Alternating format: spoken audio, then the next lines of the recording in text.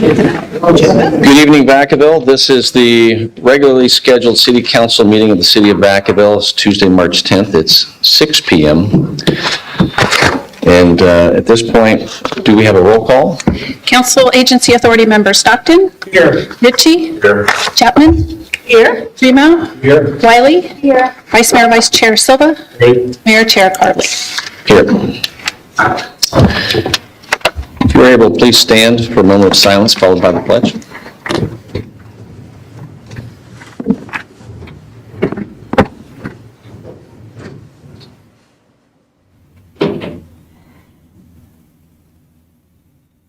Councilmember Wiley, will you lead us in the pledge, please?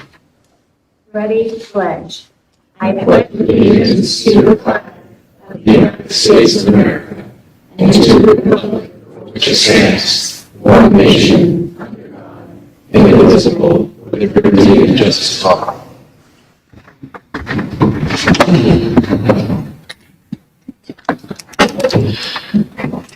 We did enter into a closed session at 5 o'clock, and there's nothing to report out tonight.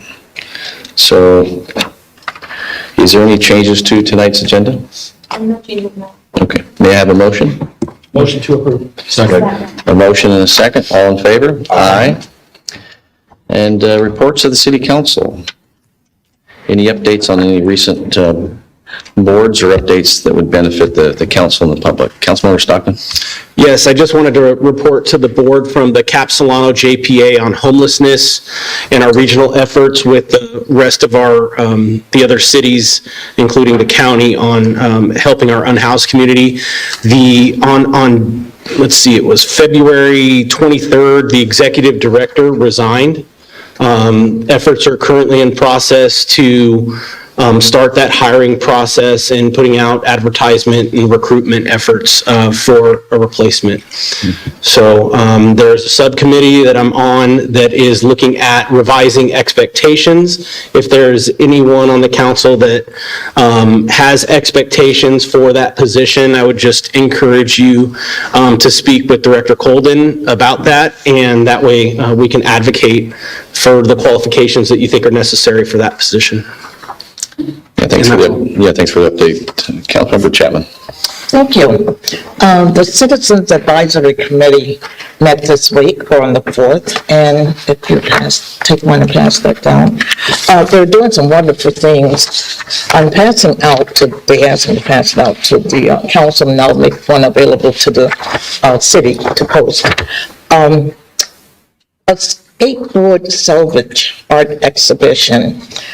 It's a new program that's going on at the present. They're receiving salvage skateboards, and they're refurbishing them, they're painting them, and they're going to be on display, I believe, at the Vacaville, that's us, museum, come March 13th, Friday 13th. If you have a chance, please go by. I'm told that they are beautiful.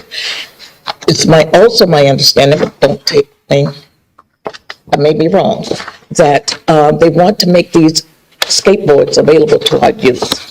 So they're looking to give them away. However, they may be selling them. I don't know. Because oftentimes they're not finding themselves. They are collaborating with Opportunity House, in which they had art last year that they donated to the Opportunity House, and they were able to sell the art as a fundraiser for the homeless and unhoused. And so if you have an opportunity, please go by the museum on March 13th, and it's from 1 to 4 p.m. There's another, they're also collaborating with our PD, Police Department. I understand that either the city or CMF, one of the prisons, received a grant, and they used it to buy equipment to be used in accidents. The Jaws of Life, I'm not sure, maybe Chief can share more on that. He's affirming, yes. And so did the city have the grant, or did CMF have the grant? CMF, the city gave you. Okay. So it's going to make a difference when there are those types of accidents. It'll save time in rescuing the victims, the individuals that are in the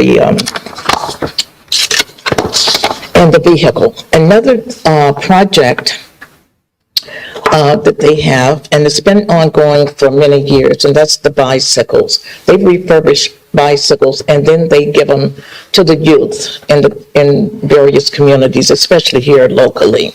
So they would like for nonprofit organizations, schools, whoever, to reach out to them because they have quite a few bikes ready to be given out.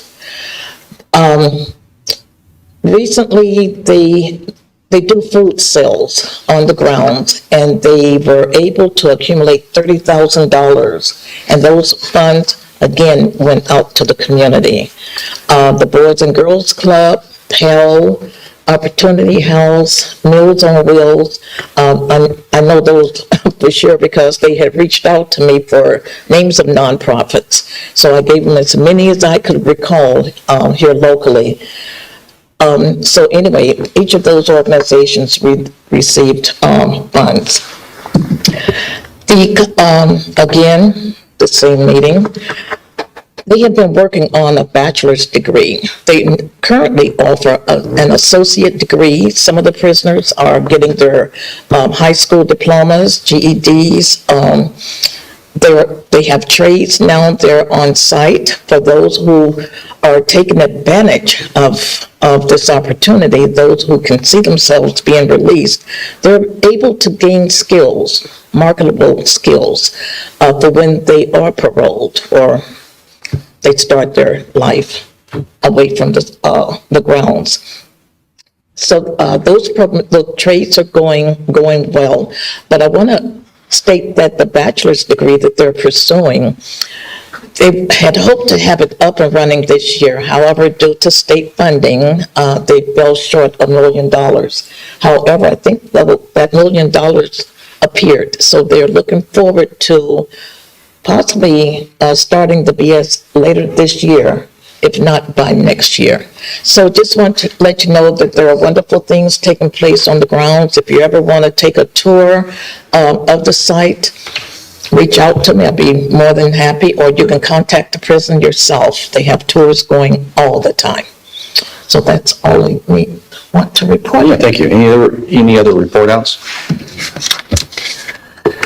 Seeing none, I'll just add a couple of thoughts. I had the chance to meet with PG&E this last week. Obviously, sometimes power and costs are a source of contention. This isn't to advocate on their behalf, it's simply to communicate a message. They're working on some of the undergrounding and continuing to reduce the fires. However, when I met with our agent, he said that one of the things that you're going to see in your bill isn't an increase. In fact, they're advocating for a decrease this year, but there's a separation of your energy cost versus energy transmission. It's similar to the way a city works, and that is that there's costs associated with metering and then also your usage. So that was just to pass on that information. And also tomorrow night, I will be attending the STA board. What is important is, as I brought it to this council before, there's some options based on a subcommittee meeting that we've been holding and trying to continue how to get riders from Vacaville, Dixon, and then also to Davis and the university. Because of cuts across STA and the county, these resources have been facing cuts, and we believe, both Vacaville and Dixon, that there's some opportunities to create an increased ridership, just because that's a challenge. And so that's going to be on tomorrow night's agenda. And our staff has worked very hard on trying to put together a plan. It will be up to a vote by the entire board, which is all the mayors and members of Solano County. The last thing that I'll say is am I going to steal, am I going to leave you your thunder? Are you going to talk about it? Well, I was going to say, you threw out the first pitch. No, I don't want to say that. So I'm going to say it. You threw out the first pitch And I was the catcher for the girls' fast pitch this weekend. I think what's important, when you think of, at the State of the City, one of the things was, why is Vacaville in the top 8 places to retire in California? It was just announced. And it's various opportunities, livability, our parks, especially our programs, and to see all the kids and the families and the girls. If there were complaints on California Drive, it was because it was well attended. But it's great to see the young girls in fast pitch in the Vacaville programs. And when you see the depth of the programs, and our own Ashley Banta, who's on our planning commission, was managing the event. And it was a wonderful event to attend, and just, I think we should be proud as a city that we have those kinds of programs. And my phone, like most phones, remind you through photos that was 20 years ago this month that my youngest daughter was playing for girls fast pitch in Vacaville. So sometimes these photos date us, but it reminds us of the great programs, and it was fantastic to see them all. And with that, I will turn it over to Councilmember Wiley. Well, it was more than 20 years ago that I was in high school and playing softball, but I did throw out the first pitch and I got it across the plate, so that was good. But there were 400 girls from like age 5 to 16 and a whole lot of teams, and it was just wonderful because that meant coaches, managers, parents, and everyone was out there this Saturday at 9 o'clock, parking all the way around the street because there was not parking at the Outpatch Park. But this is the first year that the fast pitch softball for girls is at Outpatch Park because they had previously been playing at Nelson and they'd outgrown the program. So I hope that now with the larger program, they can accommodate everyone who wants to play. So it was a wonderful event. So that was something that the mayor had said, and I will also piggyback on what Councilmember Chapman said. I did attend a graduation at the Solano prison this week. I think it was on Thursday.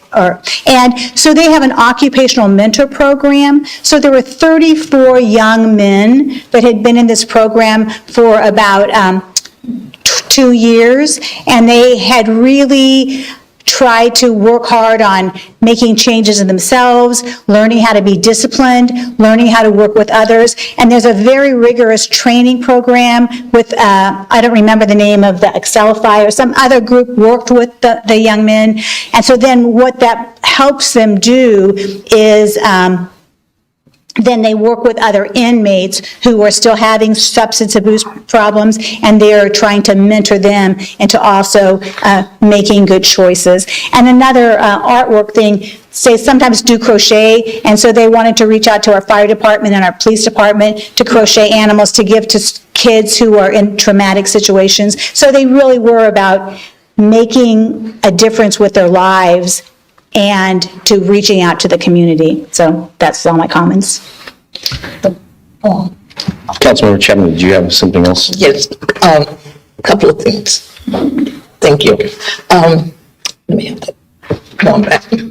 I thought she would take care of it for me.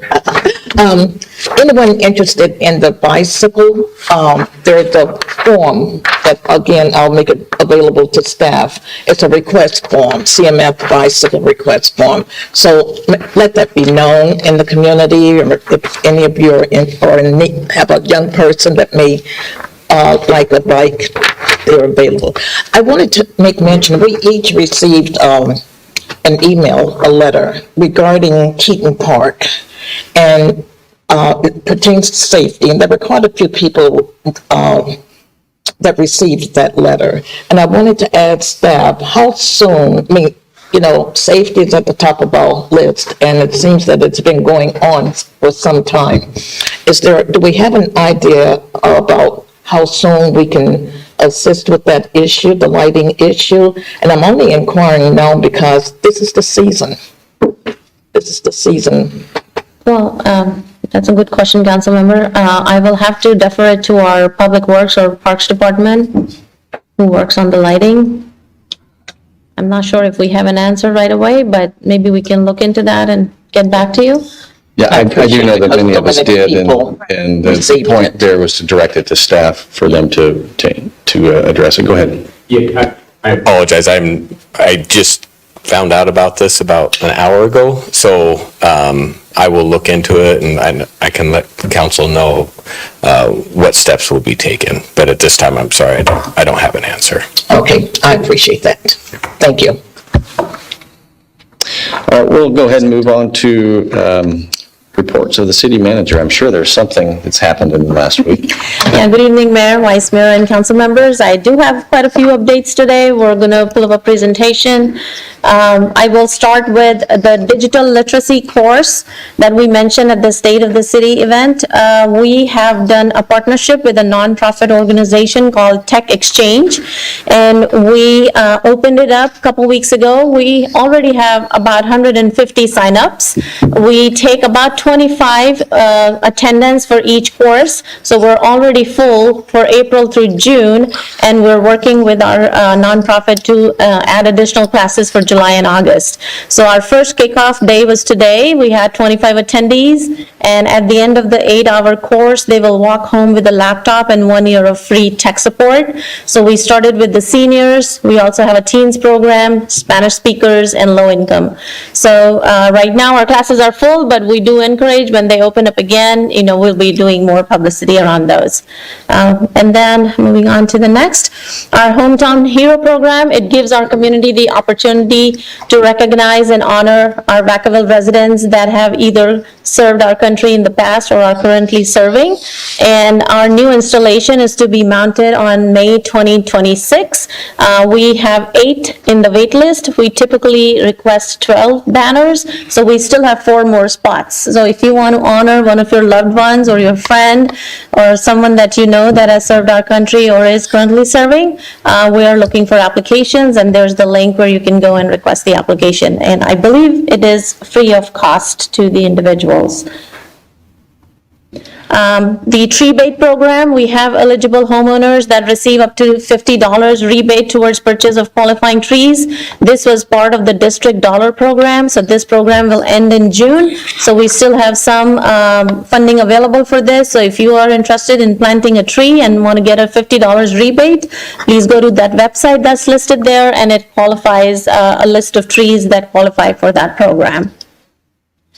We also have our resident questionnaire for our revenue measure that's up for the community. Just in the past 3 days, we have received over 450 responses. We're looking to understand what our priorities from the community are if we were to go out for a revenue measure. So we are looking for your input and feedback. There's a QR code and a website link. So again, please go to that link and you can enter your survey responses. It's a quick 5 to 10 questions, about 10 minutes. There's also a possible revenue measure. We have an open meeting with the community on March 19th from 6 p.m. to 7:30 p.m. It will be held at Three Oaks Community Center. You can either join it in person or you can join it virtually, where you will be able to get more information on the financial situation of the city, why we're looking forward to placing a revenue measure, what happens if it passes or it does not pass. Again, no decisions from the council have been made at this time. We're just providing factual, fact-based information for the community to make that choice before we bring it back to the council to make a decision if we have to place it on the ballot in November 2026 or not. And I believe another quick update is we had a career expo that our HR department led today with 12 other agencies, and we had over 300 plus attendees. That's the number. The event just ended at 5 p.m., so we don't have the true data, but everybody walked in. They were able to get resume reviews. They were able to get some interview coaching, and there was a real desire among the group to help these candidates. So thank you to our HR department for leading that effort. And with that, that's my update. Thank you. Yeah, thank you very much. And I'll just also say you did a tremendous job at the State of the City with the support of all the staff this last week for giving the annual update, and it was well attended. So thank you for all your hard work on that. We'll go ahead and move on to presentations. We do have a presentation tonight. March is Women's History Month and the work of the Solano Commission for Women and Girls. I do believe that there is a representative today that, if you wouldn't mind, come forward to the podium here. And I'm going to read this proclamation, and then I'm going to turn it over to you to share a few words. This is, and when we do, and I'll just turn it over to you, and you both can speak, or whoever wants to speak. Whereas Women's History Month in March is an annual national celebration that highlights contributions of women to historical events and contributions to society. And American women of every race, class, and ethnic background have made historic contributions to the growth and strength of our country in countless recorded and unrecorded ways. And whereas American women served as leaders in the forefront of every major progressive social change movement, including the suffragist and I can't see this tonight, abolitionist, emancipation, industrial labor, civil rights, and peace movements. And whereas in the 21st century, women are filling top leadership roles in private and public businesses, the military, and in government, while continuing to balance their traditional role as family caregivers and educators. Whereas the Solano Commission for Women and Girls, founded in 2018, is comprised of a diverse membership with representatives appointed by each of the 7 cities, each member of the Board of Supervisors, and the Solano County Office of Education. Its mission is to improve the economic status, health, and social welfare, and overall quality of life for women and girls in Solano County. And whereas among the accomplishments of the Solano Commission for Women and Girls are the status report on women and girls in Solano County, a gala honoring 5 outstanding Solano County women, the Women in Money Conference, the upcoming Girls on the Rise seminar presented by the Solano Superior Court and the Solano County Bar Association, and the 5th Annual Black Maternal and Infant Birth Justice Resource Fair in April. All events contributing to the ability for women and girls to thrive in our community. And now, therefore, be it resolved that I, John Carley, Mayor of the City of Vacaville, on behalf of the entire Vacaville City Council, do hereby proclaim March 2026 Women's History Month.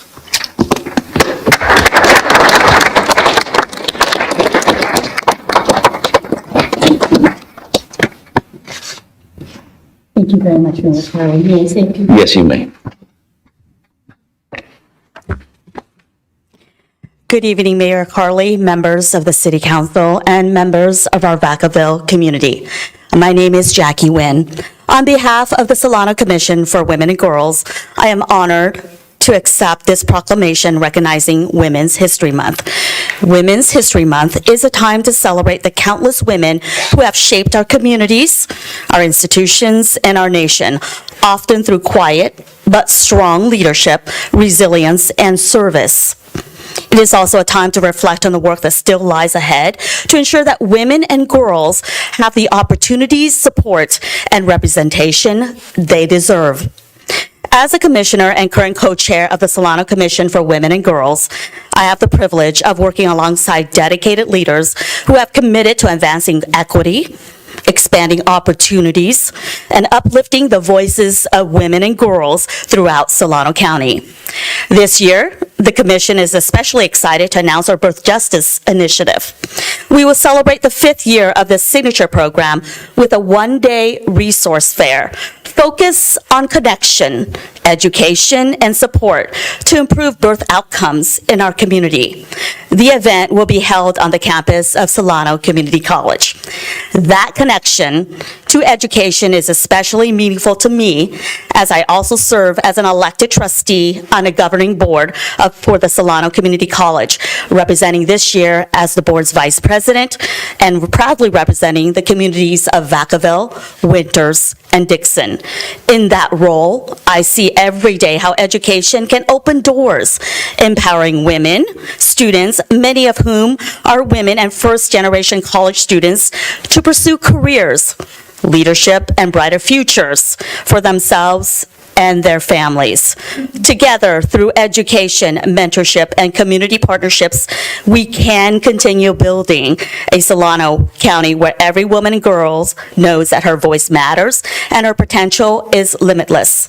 Thank you, Mayor Carley, members of the City Council and the City of Vacaville for recognizing Women's History Month and for supporting the work of the Solano Commission for Women and Girls. If I may, I would like to introduce with me today Commissioner Karen Rogers, who's with the City of Rio Vista, as well as the Friends of the Commission President Sabine Gorde-Shorke.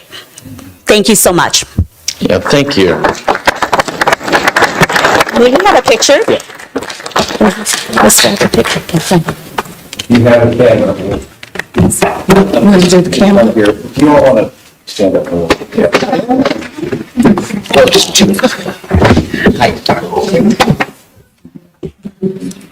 Do you have someone to take a picture? There we go. I think you can. You're short of it. No, that's okay.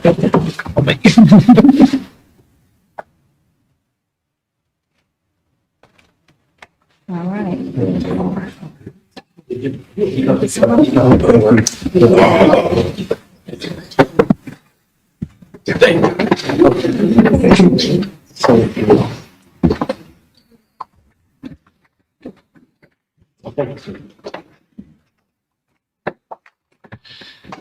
We do appreciate all the work and the advocating that is done through this efforts between the cities and the county, and for your service, Jackie. I really do appreciate it. We'll go ahead and move on to consent calendar. There's items A through F. Any member of the council or the public wishing to pull an item for discussion? Seeing none, do I have a motion? Motion approved consent. We have a motion and a second. I think I heard a second down here. All in favor? Aye. Opposed? All right, so we will move on to business from the floor. This is a time for members of the community to address the council on any item that's not on the agenda that's within our jurisdiction. You can go ahead and come forward to the podium, and anyone wishing to, not that you have to form a line, but if you do intend to speak, come on. Yeah, you come on forward. You're the next contestant, but we'll open it up. Good evening. So, to be honest, I don't have any fancy speech. I'm just some guy coming up here to talk to you guys. I am also what I would call an entrepreneur, and I've lived in Vacaville for the last 20 years. Honestly, I love Vacaville. This is one of my favorite cities. I left for the Army and decided to come back because I missed it so much. And with that being said, with a growing population of both service members and veterans, retirees, all the above, I came up with an idea to create a community center built for everyone, in support of our police officers, firefighters, EMTs, and all the above. But going through the process of trying to get a business in this city, has been a bit of a challenge. I don't know if I just don't understand how to work with Vacaville or what paperwork is required, but it all flies right over my head. And when trying to gain assistance from other fellow small business owners, like for example, the owners of Pretty and Chic, I've known them for the last 20 years, they, quite frankly, and I apologize for this, but told me good luck and to maybe try and pick another town. And I don't want to dismay you guys or anything like that. I was just wanted to bring my perspective out to maybe talk to you about whether or not it is possible or what route I need to take if I'm just misunderstanding stuff. But I just wanted to bring that up. Thank you. Yeah, thank you very much. And what I'll say is if you wouldn't mind on your way out, I think Aaron Morse is somewhere in the room. If you could speak with Aaron Morse, our Community Development Director, who could probably give you a little bit of guidance, because one of the things that this council is interested in is being business friendly and not making any type of hurdle or roadblock, an obstacle for somebody who has a vision like you. So thank you. So Aaron Morse will meet you in the back of the room. Thank you so much. And you guys are awesome. Thank you. No, thank you. Anyone else?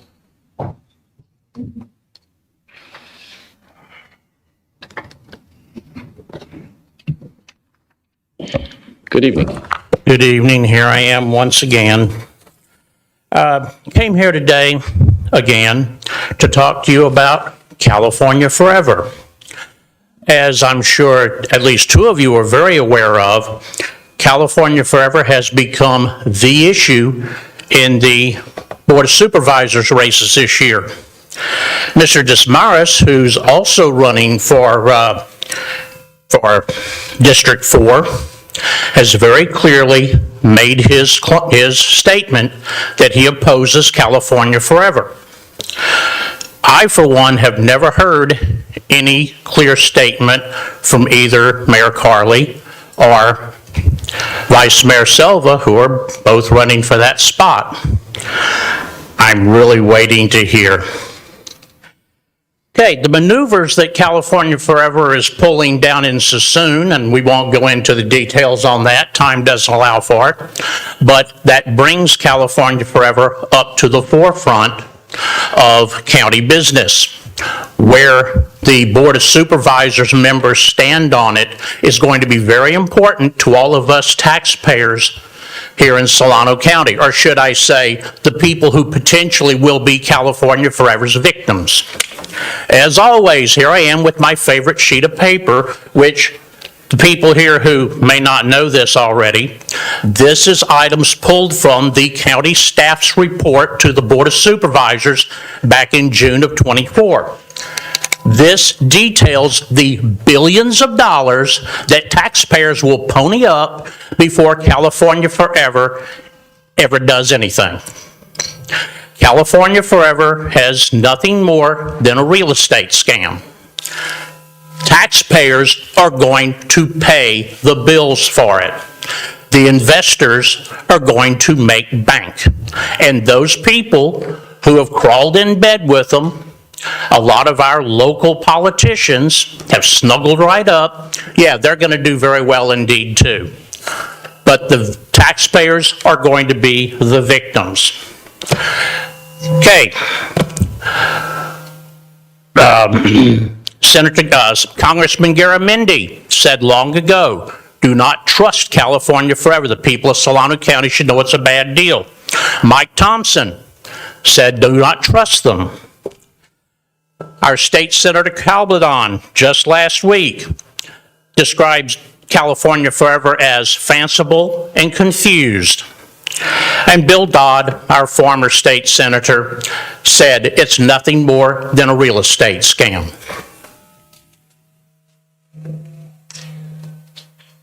So can we check the microphone? It seems to be really loud and feedback, so I just want to make sure that we can fix this on the podium.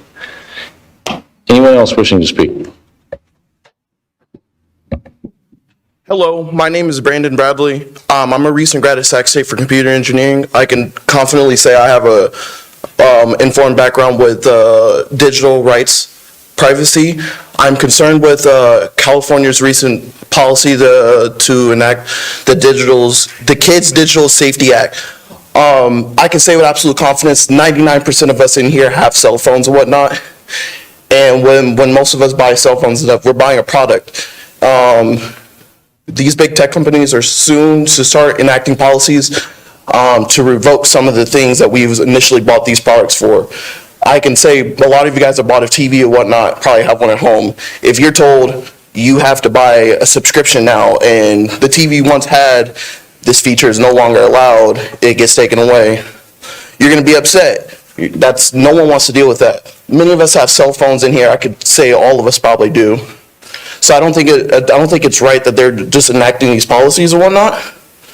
But I could say within the last couple of years, there's been a lot of companies enacting anti-consumer policies, and I think it's just falling in trend with all those policies that they're enacting. And I don't think that's fair for us as people who buy these products, for companies to just simply say, you can't have this, we don't want you to. So if you wanted to download, or case in point, following 2026, they're supposed to be acting an age policy on all operating systems beginning of the next year. A lot of you guys have computers, and it's under the guise to protect the kids, but it's not to protect the kids. It's for just mass, surveillance. A lot of these companies, they get rid of our security and our privacy, and if our privacy is out there for anybody just to go up and grab and exploit, then what good is that? And it doesn't make any sense. Thank you. Yeah, thank you. Anyone else wishing to address the council?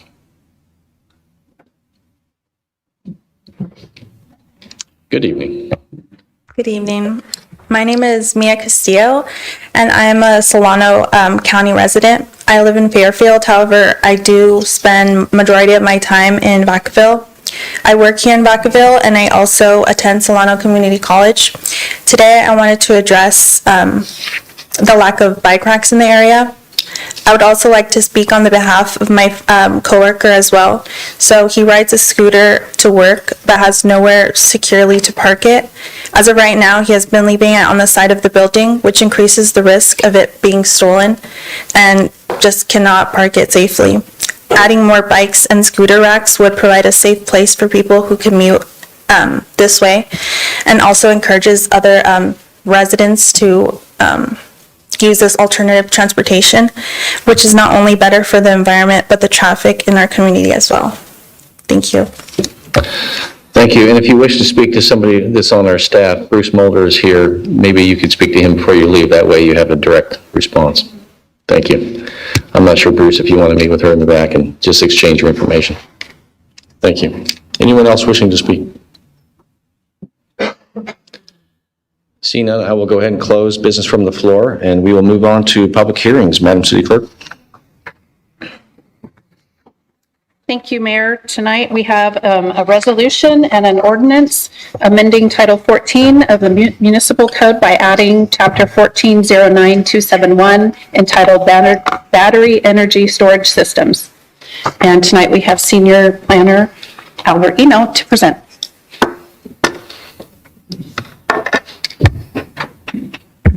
Good evening, Mayor, members of the City Council. This item before you tonight is an ordinance on regulating battery energy storage systems in the City of Vacaville. Specifically, the request for tonight is to introduce and adopt a draft ordinance for regulating BESS facilities within the City of Vacaville. The image on the right side of the screen is a depiction of what a BESS facility would look like. Some pertinent background to the efforts of this entire ordinance started back in 2018 with the adoption of SB 100. We went through a lot of this information back when we had the City Council study session. Most relevant to the current conversation today is just a recap of, in 2025, we had a couple of study sessions with the Planning Commission and the City Council at the end of last year. And then we also had a Planning Commission public hearing that we held in January, which we'll also discuss. But this was all the information that we had previously cited in our previous study sessions. We're aware of several preliminary applications close to our city limits. Again, the image on the left-hand side is a depiction of what a BESS facility looks like. On the right-hand side is a map indicating the location of known BESS facilities that are being either pursued through the California Energy Commission or at least being considered as a potential location. Since our last conversation with the City Council at the study session, we've got new information on BESS technology.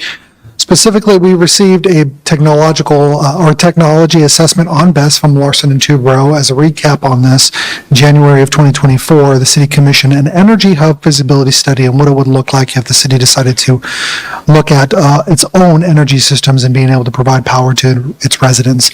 But in May 2024, that scope was amended to include an assessment about battery energy storage systems and the different types of technologies that are available out there. In December of last year, we received that update on that BESS technology, and here's what the findings found. There's two commercially relevant technologies, lithium-ion, LFP, and NMC, and then there's also vanadium redox flow batteries. LFP, those are the widely deployable ones, but they are also prone to thermal runaway. But VRFB is an emerging non-flammable alternative. The main conclusion about this was that we are now confident that we know that there are safer technology that could be used instead of lithium-ion. The study sessions that we had last year were on November 18th with the Planning Commission and then December 9th with the City Council, where the City Council received public comments, provided direction to city staff to prohibit chemistry with volatility for thermal runaway, such as lithium-ion. City Council also provided direction about the proximity to the town of Elmira, mainly avoiding the potential siting of a BESS facility at Easterly Wastewater Treatment Plant because it poses too much of a risk, and the site is needed for future expansions of the facility, and the city also has ownership over that site. The other site that we had looked at was the Brighton Landing parcel. It's a 95-acre parcel east of Brighton Landing.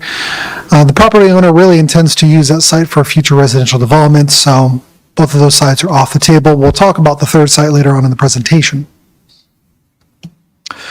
The ordinance framework follows the outline that's shown on the screen with definitions of applicability, land use and siting standards, development standards, the permitting process that would have to go through, as well as public benefit agreement criteria, commissioning and decommissioning. And as a reminder, this is generally modeled off of Solano County's ordinance. Since our last time, one notable change that occurred is underneath definitions and applicability, where we added language that explicitly prohibits lithium-ion battery chemistry within our city limits. Under the land use and siting standards, we made a change to the buffer away from sensitive uses that has been increased from 300 feet to 500 feet now. No big changes under development standards or the permitting process. Under the public benefit criteria, it still identifies that there are some options that could be considered, such as training for equipment and for emergency personnel, investment into local organizations and community projects. Under decommissioning and commissioning, we did add a section under there that talks about financial assurances, which came from this council. What assurance does the city have that if during construction or during operation, such a facility does cease to operate? So we added some requirements for bonding, that they have to be able to provide bonding for during construction, while in operation, so that way, should something happen, the city does have those bonds to be able to actually take care of the remediation and the removal of that particular facility. One other notable change that was brought to our attention from the public was our definition of Tier 3, and that it added, that was already inclusive of any capacity that was greater than 600 kilowatts, but it topped out at 200 megawatts. And so in order to be able to make sure that we are accounting for any facility that is 600 kilowatts or larger, our recommendation is just to strike the language that's highlighted on the screen, and that way a Tier 3 would be applicable to anything that's 600 kilowatts or larger. One other item that we wanted to cover for the council tonight is on the suitability of potential sites. And so this was the same suitability analysis that we had discussed at the meetings that we had in December of last year. Really, the buffer that was originally proposed, a 300-foot buffer, that's been increased to sensitive uses. Those are your residences, your schools, your hospitals, community care facilities, parks, and things like that. So that buffer has been increased to 500 feet. We also cut out developed or unsuitable lands, such as your hillside areas or existing commercial industrial lands. No BESS facilities will be allowed in those areas. We also cut out the northeast growth area. It's not eligible. We really need to develop a specific plan to figure out how that area is going to be used and how services can get up to that area. Other areas that are really ineligible are future known development that may occur within the east of Leisure Town growth area. Now, we had identified 3 potential sites at the last study session, and early in the presentation, I noted that the Easterly Wastewater Treatment Plant, the E95 parcel, those are not on the table anymore, and that's identified on your map. That's on the screen in front of you. However, there is still one remaining parcel, and that is the former Gibson Canyon Wastewater Treatment Plant. So that is that site that's located up to the north. That site is 52.4 acres. And so this is the only remaining site. Considering that now the ordinance prohibits lithium ion or any volatile battery, we wanted to inform the council on the prospects of this city-owned site. And so we went through a process of looking at additional buffers of 300 feet, 500 feet, and then 700 feet, just to show the council the amount of size that's available should any potential operator want to solicit the city on a particular project. This exhibit shows the previous 300-foot buffer, which had a remaining developable area of 42 acres within the project site. With the applicability of a 500-foot buffer, there's still 33 acres remaining. And then if you were to look at 700-foot buffer away from those sensitive uses in North Village, you still have 20 acres remaining. As a reference, there is one of the other projects that's going through the CEC application right now is 10 acres in size. And so that gives you an indication of how big those other facilities are that are kind of going through the California Energy Commission process. We still have a lot of land. So we've got some observations for the council's consideration is that this is a city-owned site. So the city council holds the cards. You have the ultimate discretion on whether or not to allow anything to be able to proceed on that, which would require public hearings. There is a prohibition with this revised ordinance on lithium ion, and that helps to increase the safety considerations. The site does contain significant land area with the increase of the 500-foot buffer, and the site still holds value for non-volatile battery chemistries. And so our recommendation for City Council was that you just don't include anything in the ordinance that would take it off the table, because we wanted to be able to preserve the City Council's ability to decide what to do with its own property at the appropriate time. We also made stops over at the Airport Land Use Commission on January 8th, where they determined the ordinance to be consistent with the applicable Travis Air Force Base Compatibility Plan. We stopped off at the Vacaville Planning Commission on January 20th, where they voted 7-0 to recommend approval of this revised ordinance. A recap on our public outreach that we've done throughout the process. Many of the comments were the concerns about that thermal runaway, which we addressed with the revision and the potential impacts of toxic gas and proximity to sensitive uses. CEQA is applicable to this project, but we found that the development of new regulations is exempt under the common sense exemption, where it can be seen with certainty that there is no possibility that the activity in question, which is the development of regulations, will have a significant effect on the environment. We do not think that they are. The regulations will require project-specific analysis at the appropriate time. So with that, we have a couple of recommendations for the council. That's adopt the resolution on the environmental review and to introduce the ordinance for this new BES regulations. That concludes my presentation. I'm available to answer any questions. Yeah, thank you. This is a long time getting here, so there's a lot of details, but appreciate you summarizing everything up to this point. This is a public hearing, so I'm going to ask the council to simply be looking at questions that are unanswered so that we can open up to the public since it's their hearing. Vice Mayor Silva. Thank you. Can you just clarify the rationalization between the buffer zones and what are the concerns with different limitations with buffer zones? Well, the buffer zones came out of the conversation with the public as well as the council about wanting to have additional security for those sensitive uses.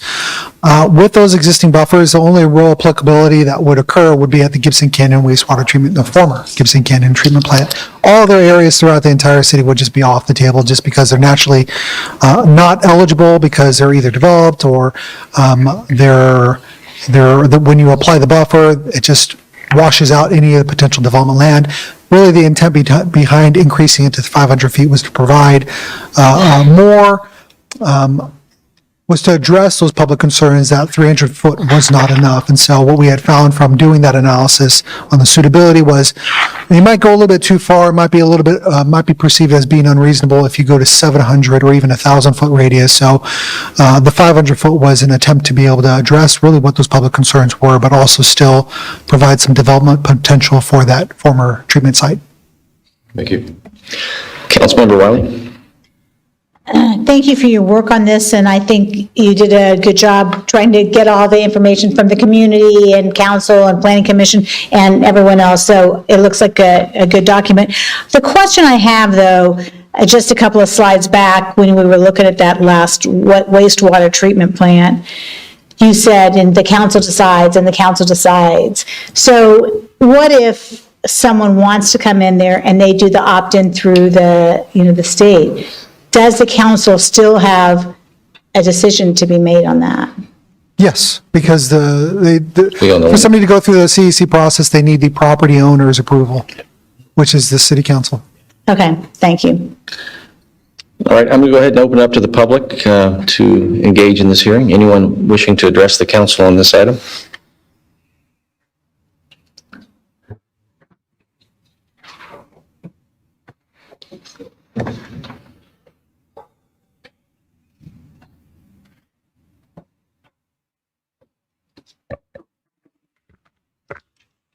Good evening, Mayor, Vice Mayor, and members of the City Council. Typically, Sarah would be here to give this address to you all, but she couldn't make it, so she asked if I would do this in her place. So I'm Derek Johnson. On behalf of the members of Keep Vacaville Safe, we respectfully urge you to vote yes on this ordinance. It represents years of careful work by the city staff, residents, and this council to understand the benefits, risks, and long-term impacts of large-scale lithium-ion BES facilities in Vacaville. It reflects a balanced, common-sense framework, one that protects public safety and environmental quality while still encouraging innovation and welcoming safer next-generation energy storage technologies. Our community has been clear and consistent. Vacaville supports energy storage, grid reliability, and resilience. But what we cannot support are technologies that carry well-documented hazards to air, land, and water when safer, commercially available, and longer duration alternatives exist. Because of our proximity to the substation, Vacaville is uniquely targeted by these developers. That reality makes this ordinance not optional, but essential. Without it, we risk becoming home to industrial-scale lithium-ion battery farms that could fundamentally change the character, safety, and livability of our city. Passing this ordinance is a direct investment in the long-term quality of life that keeps families here for generations and attracts new residents to our community. While the CEC may choose to override local policy, failing to adopt any protections leaves Vacaville with no voice at all. By passing the ordinance, the city sends a clear message. We welcome energy storage, but only when it's built on the safest technologies available. This is reasonable, responsible, and forward-looking position, one that aligns with both community expectations and the city's duty to safeguard public health and safety. Thank you for your time and consideration in this important matter. Yeah, thank you. So if anybody else wishing to speak, you can go ahead and somewhat form a line or be ready. So I'll go ahead and ask the next speaker.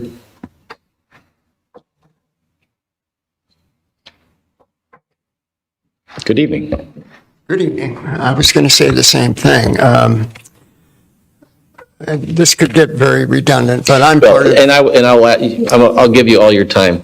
Anyone else wishing to speak, speak from your heart, speak your position, and you don't have to be redundant. Just, you can echo what you want and just say that, but just share your thoughts. Okay. Well, I want to thank the city staff, Albert and Aaron, and everyone else involved, the Planning Commission and the City Council for the patience that it took to drive this through. I'm Mike Keller. I live on Kilkenny Road, and if you know where Kilkenny Road is, you know it's ground zero for where the out-of-state developers, energy developers, want to put their facilities. So we've got to have a policy. And what you've developed is going to help us in our fight. There's more issues than just lithium.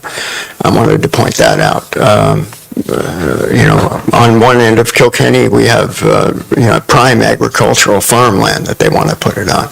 So there's other issues, but I want to thank the city staff, city council, and Planning Commission for everything they've done. Okay? Yeah, thank you. Appreciate it.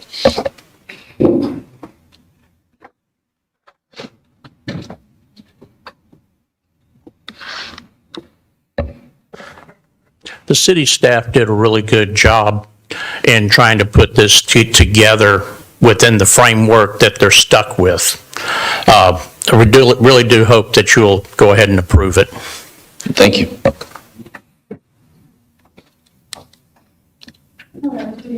Good evening. I'm a local resident. My name is Diana Gaynor Rossetti. I used to work as a paralegal. I worked for a man that was so brilliant in asbestos litigation. He figured out a way to sue John Mansville, even when they went into bankruptcy. He was written up in the New Yorker and mentioned by name. I'm encouraging people that it might be a good idea to have their homes evaluated, and especially homes in this area, because their properties may very well go down in value. But not only that, I think we would be wise to be in touch with people in Moss Landing, California, to know now, after their Best plant had a blow-up situation with toxic plumes, what do they wish they would have had before any of this happened? Because ours isn't built yet. And maybe there are things like a contingency plan for cleanup, like safety measures, like them having their own fire department, or whatever else is needed for thermal runways or toxic explosions or contamination of the land. There are people in Moss Landing who are dealing with this now, because this happened the worst that could have happened to them about 13 or 14 months ago, 17 of February, 2025. So it's very recent. And one company was Vistra, and this is a different company. But Vistra and PG&E were basically operating under whatever CEC said were appropriate safety standards. And I'm afraid that that's probably still in effect. The last thing I want to leave you with, this is obviously a huge project, and a lot of work has been done. I'd really want to get a copy of everything that you put up, so I'll come back to City Hall and find out how I can get that. I just feel like people need to have their houses evaluated now, because I know their property values will go down. And people that are thinking of building large developments in the area, who wants to live near one of these?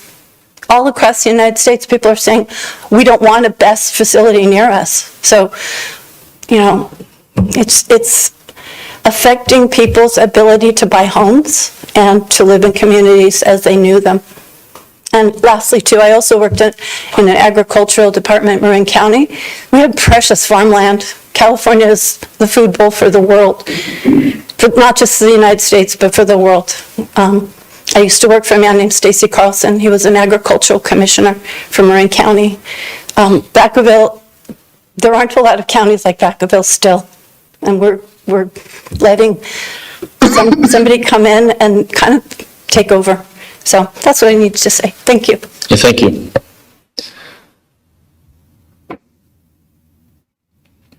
Good evening.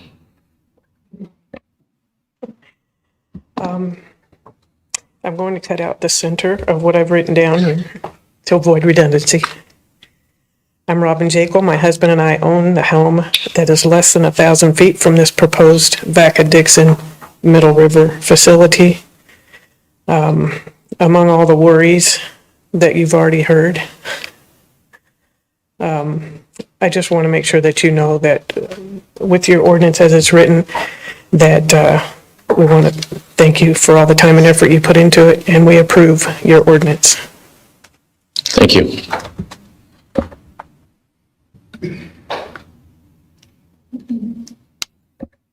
Good. My name is Rosie. I know we've been dealing with this for many years, and we have become target of these energy companies. You guys have listened to us patiently. You've allowed us to repeat ourselves over and over again. You've put a lot of work and effort into trying to protect us in the best way you can. And the way to do that is to approve this ordinance, because we don't want to poison our health, our environment, our children. We need to protect our future, and the way to do that is to put a ban on lithium-ion batteries. So please approve this ordinance. Thank you. Thank you.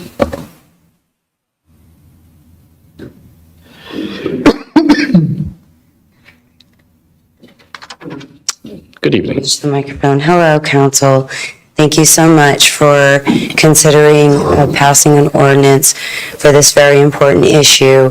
I remember during the comments at the last meeting that we had held that they had, one of the young ladies had mentioned legislation, or possibly seeing what other counties were successful with full bans, and how we could maybe possibly even lobby it or legislate it. So that is another thing I would hope that we can consider. But thank you so much for your due diligence and your research and having an ordinance. That's a good start. And thank you for your time. And my name is Amber Cargo Reed. Yeah, thank you. Thank you.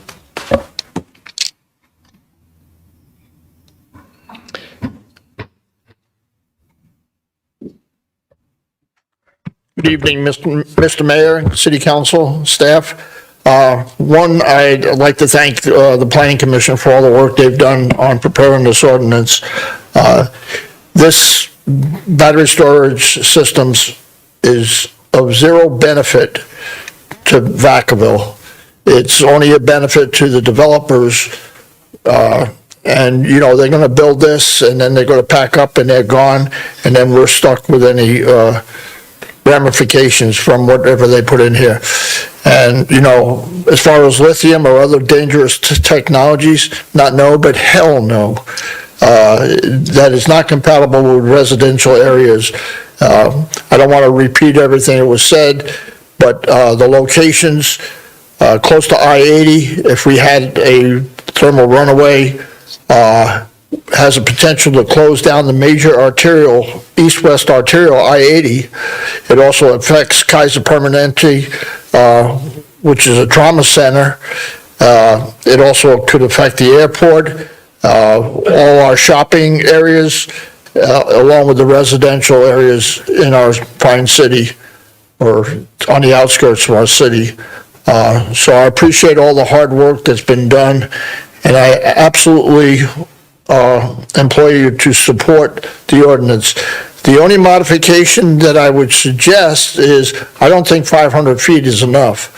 I would like something more like 1 mile radius, and that would probably kibosh any attempts, because they're already lining up, you know.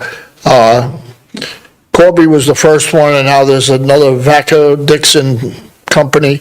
They're lining up at the door, so if we don't stop the first one, we will be known, instead of Cowtown, we'll be known as the battery storage facility of the world, because if one gets in, the rest will just find an easy path in. So it's important that we stop this, nip it in the bud and stop it.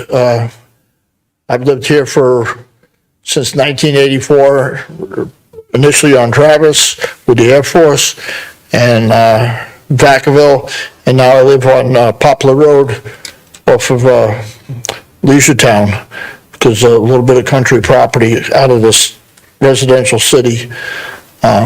So anyway, I want to again thank the staff, the Planning Commission, for all the hard work in preparing the ordinance, and legal, I'm sure, was involved with it.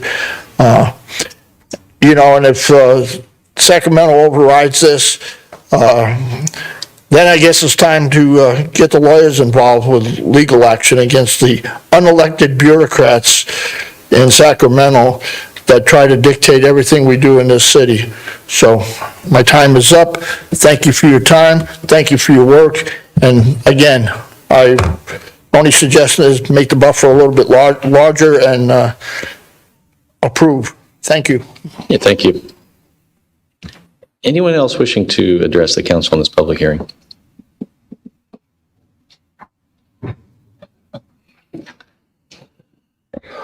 Hello, my name is Chris Whitaker, Vacaville City resident. One of the things, you know, I certainly hope that this ordinance does get approved, recognizing that it isn't a stop-all type of thing.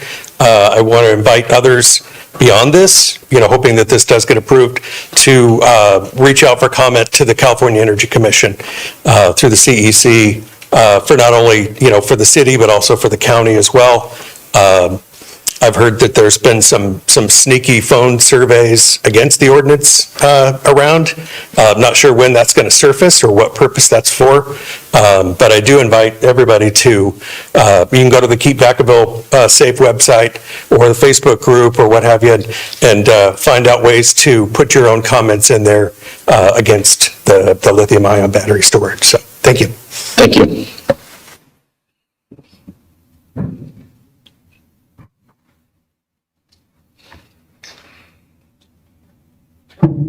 Watch your step there. Good evening. Hi, I'm Rhonda Madrid. I've been a property owner in Vacaville since 1988. I lived in Solano since I was 12, and that was many years ago. And I'd hate to see anything like what they have proposed to come in here.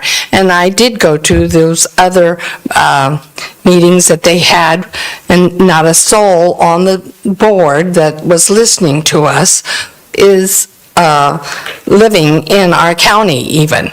And so these are the people that are going to make their decision. I didn't see that they really had a pony in the horse race or whatever you call that. So I'm glad to see that we, as Vacaville people that live here, are taking the initiative to let them know we don't want it here. And all the reasons why. I hope it's a legal document. I'm not a lawyer, of course, so I would like a copy of it, because I have many friends that wanted to be here but couldn't make it. So thank you for putting the effort out to let them know, that commission, we don't want it here. Thank you. Thank you.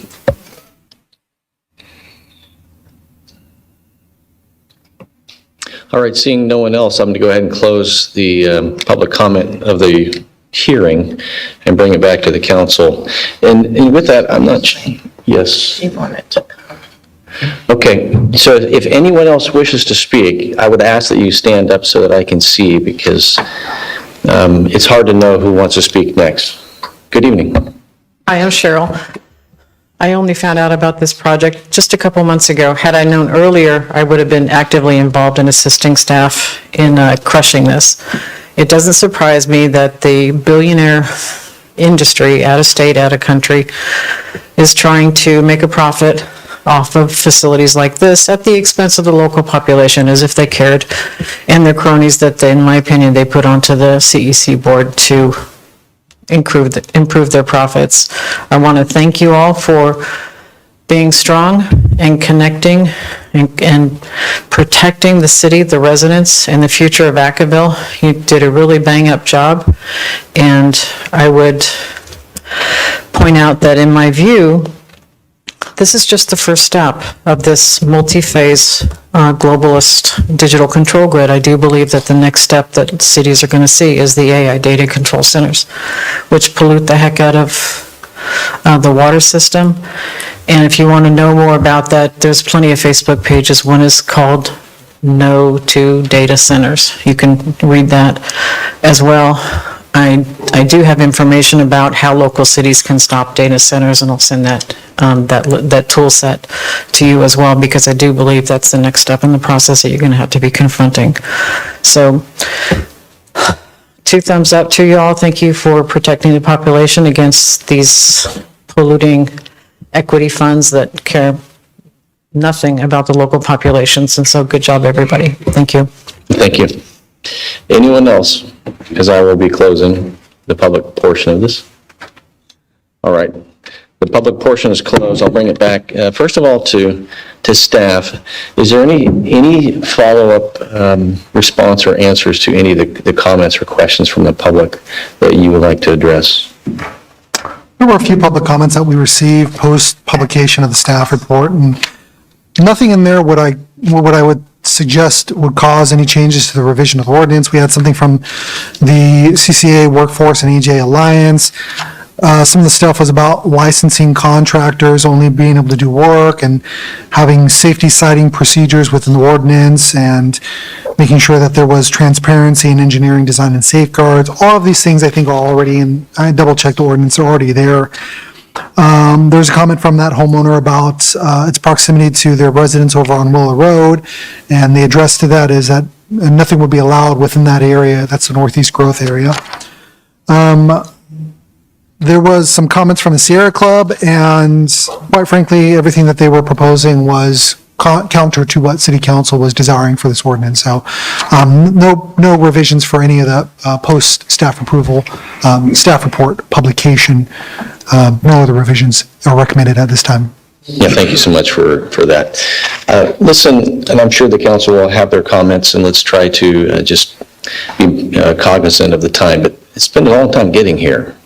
And I appreciate, in the absence of Sarah Dunn, because she's done a lot of work in bringing Keep Vacaville Safe together.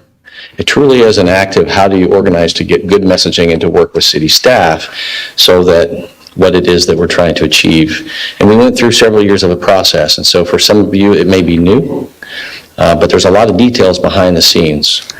The goal for the city of Vacaville, and going through the process, through the planning commission, through the public meetings, is we control within our city limits and our sphere of influence.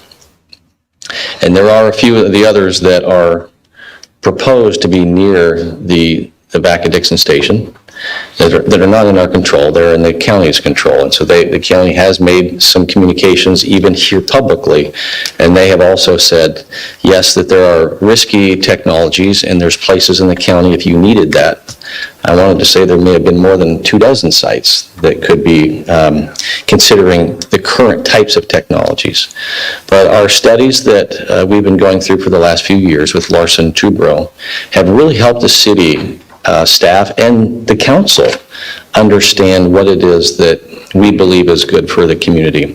And we've done this alongside of you. We have not done this in a vacuum. And it really is a testimony to those who have come forward, especially probably a lot of the emails we're all receiving, that says thank you.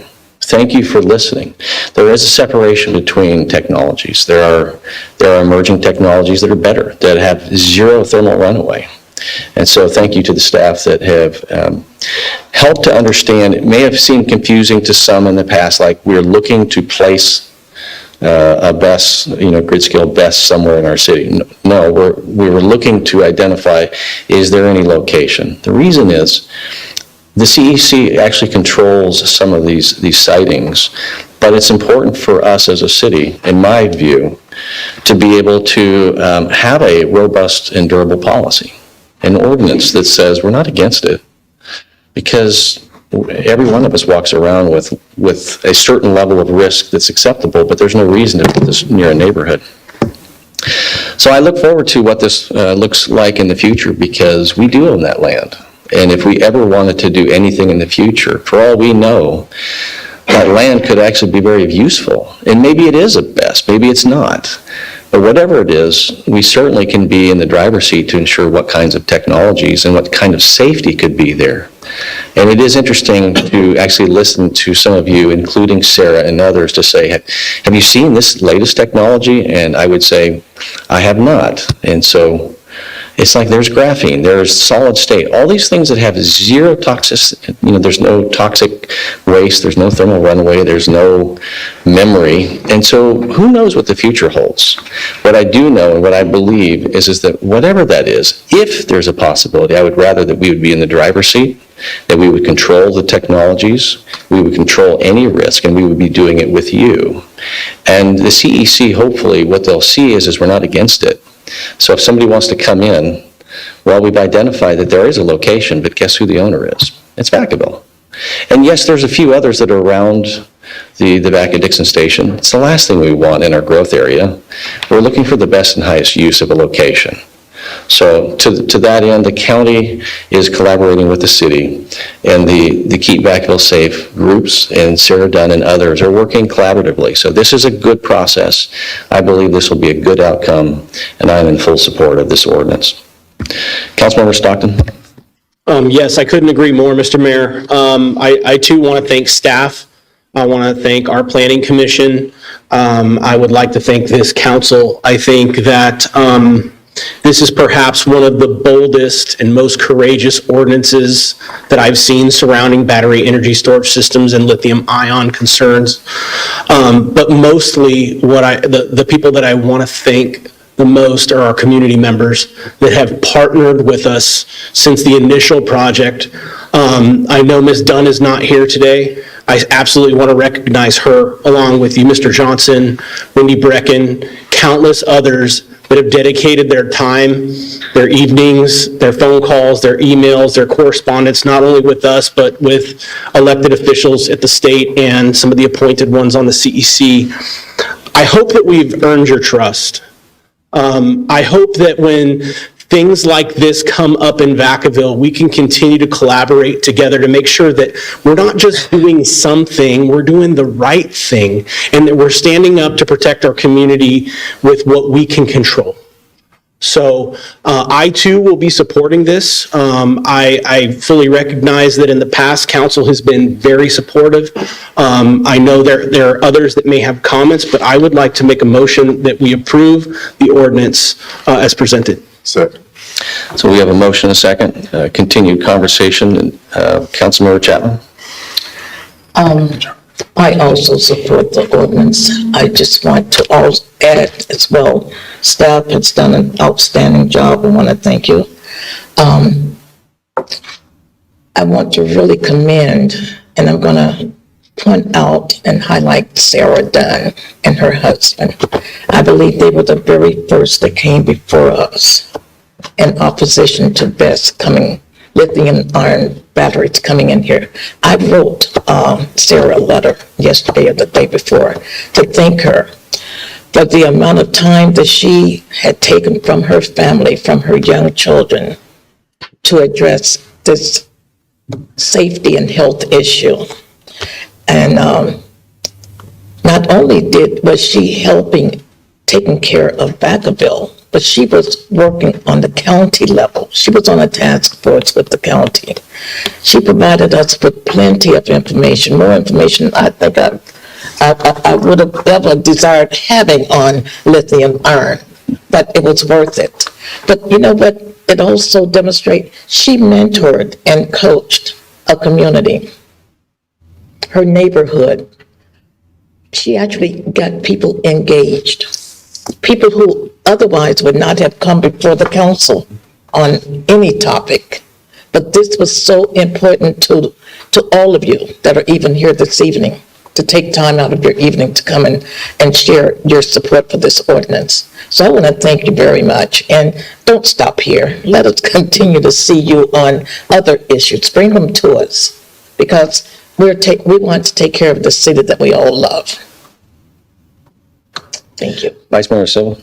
Yeah, no, thank you. It's been a long time, and again, to not just the Dunn family, but a lot of the folks who just invested a lot of times in addressing the concerns. Tonight, as another reflection, all the emails that came in, just another reflection of just showing how people are understanding that there's technology, there's constantly going to be changes in our economy, constantly going to be changes that we're encountered throughout our life. The question is, how do we come together as one to navigate those different concerns? I had a conversation, with the assembly member that's in charge of the Energy Commission or chair, and in there, they're like, well, you guys can't, one of the questions came up, or a proposal to come up to ban with any BESS, right, any energy storage system, and that doesn't comply with current state laws. And I think for most folks, I think people are open to technology, but I brought up the fact that Moss Landing shows that we don't know the true risk to our environment. We don't know the true risk of how that environment can influence and have a negative impact on our health. And from an industry standard, if it's something that they propose or come and say, hey, this is going to be safe in your neighborhood, they need to clean up. They need to be responsible for the consequences that they've imposed on the surrounding environment and others. So assuming that there is better technology, and I'm constantly reminded of that, then they got to prove it, they got to show it, and they need to clean up the mess that they continue to occur in our environment. So I just also want to communicate that, unless, correct me if I'm wrong, staff, but is there any current proposals for energy storage systems in the city of Vacaville limits? We do not have any applications, but the California Energy Commission does. But there's no proposals for Vacaville? We don't have any applications. Okay, thank you. So I just want to clarify that there's nothing knocking on our door or pending within our desk as it stands. So looking forward to continuing conversations about how we continue to keep our community safe. So thank you. So with that, I'll go ahead and ask for a roll call. Councilmember Stockton? Yes. Councilmember Ritchie? Yes. Councilmember Chapman? Yes. Councilmember Wiley? Yes. Councilmember Freeman? Yes. Vice Mayor Silva? Yes. Mayor Cartley? Yes. Thank you to staff, and thank you for the community for going along this journey with us. We're heading in the right direction. We're in the driver's seat, and again, a reminder, there are no current applications in front of the city, but what this does do is it positions a message that if there were an application through the CEC, we would not be the ones that's the arbiters of it, but we would have a seat at the table coming with an understanding that we're invested, we're not against it, we've done our due diligence, and our testimony will be much stronger in the case that happens. So thank you very much. And we're going to take a 5-minute recess.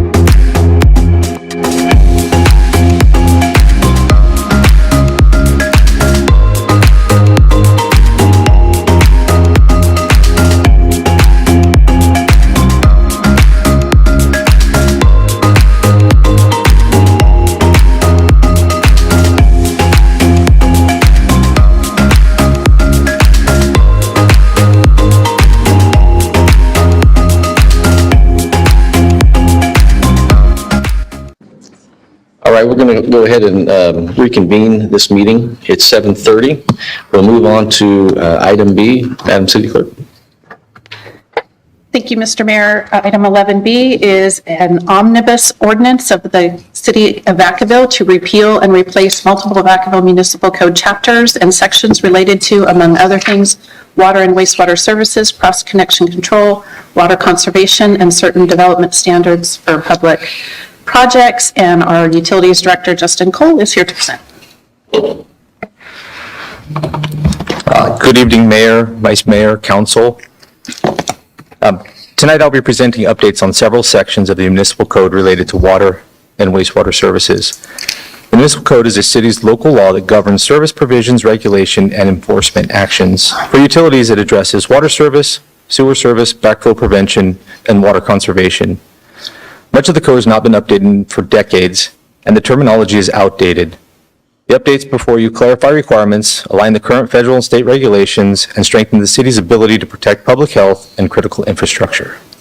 The changes are largely administrative and regulatory in nature, and not necessarily giant policy shifts. So the affected codes that we're going to go through tonight are Chapter 1308 Sewers, 1312 Water, 1314 Control and Backflow and Cross-Connection to Municipal Water Systems, 1320 Water Conservation in Normal Drought and Emergency Conditions, Sections 14.01.020.010 Private and Public Projects, and Section 11.01.190 Credit for Previously Paid Impact Fees. The purpose of these updates are necessary to ensure that the municipal code reflects current federal and state regulatory requirements. They reduce regulatory risk to the city, clarify responsibility for the city and property owners, and protect public health and critical utility infrastructure. Updating the code also addresses gaps in enforcement and modernization of technology. These revisions focus on modernizing the language, strengthening regulatory compliance, and improving consistency throughout the code.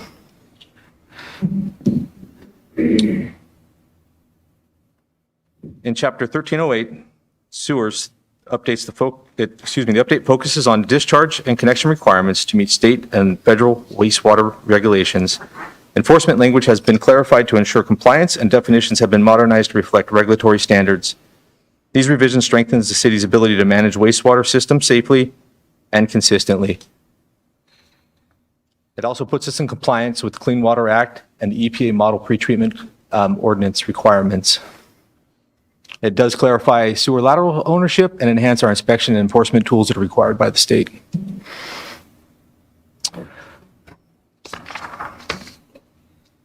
The water chapter clarifies service requirements and authority consistent with state drinking water regulations. Language has been updated to replace outdated terminology to reflect enforceable regulatory standards.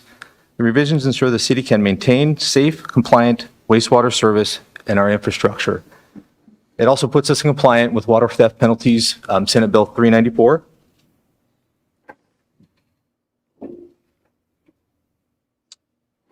Section 13.14, backflow and cross-connection control key updates. These updates strengthen our requirements for device installation, testing, and maintenance, and they comply with the state's new cross-connection control safety handbook that updates device standards, definitions, installation, testing, and maintenance timelines, what a certified tester is, the requirements of a certified tester, inspection frequency, our fee structure, and gives us stronger authority as required by the state. The water conservation key updates. This chapter has been revised to reflect current state requirements and clarify the city's enforcement authority during drought and other water supply restrictions. Outdated language has been replaced and provisions are organized for clarity and regulatory compliance.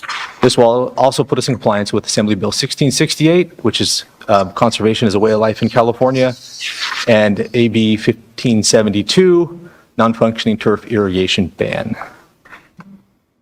So in sections 14 and 11, there are some proposed minor changes.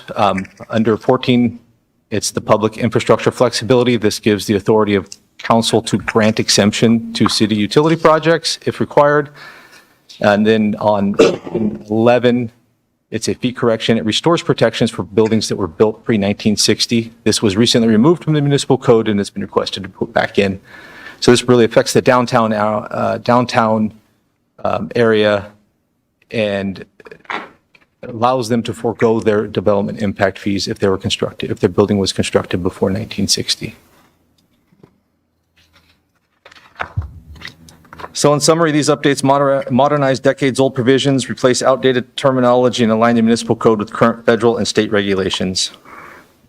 They clarify responsibilities, reduce regulatory risk, and strengthen the city's ability to protect public health and utility infrastructure. So the next steps and timeline, if approved today, the second reading is proposed. Adoption of the ordinance scheduled for March 24th, and it'll go into effect 30 days after that, which will be April 23rd, and will be published accordingly. And so staff recommends that by title only introduce the subject ordinance and waive the first reading.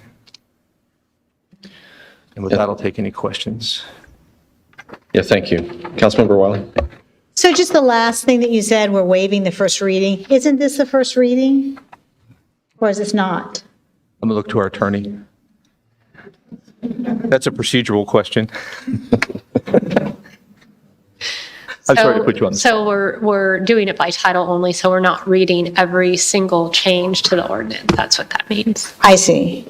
Thank you. Thank you. Okay, so I do have a question that's really not this, but it might be part of it. So you're talking about sewer laterals and water and all that. So when someone chooses to put an ADU in their yard, does that have to all have separate things so that new ADU is totally separate from the existing one?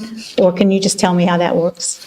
That's at the owner's discretion. So they can put a separate line in if they want to meter the ADU separately, or they can tie into the existing line. And it's really just a constructability and feasibility of the property and kind of the owner's desires. Oh, okay. Thanks. I'm going to go ahead and open it up to the public for any comment. Seeing none, I'll bring it back to the council. Appreciate all the hard work that you've done up to now. It seems voluminous. There's 350 some pages. I think that this council packet in my week, it gave me my weekend reading, but I could see the reason why this is a lot of just constructive changes. So I think this would be a good time for a motion. Motion to approve. Second. Motion and second. All in favor? Aye. Opposed? Thank you very much. Thank you. We'll move on to business.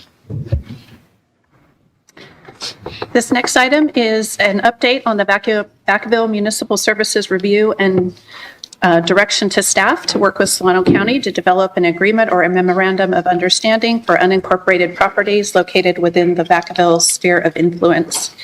And tonight we have Community and Economic Development Director Aaron Morris and Senior Planner Albert Eno to present.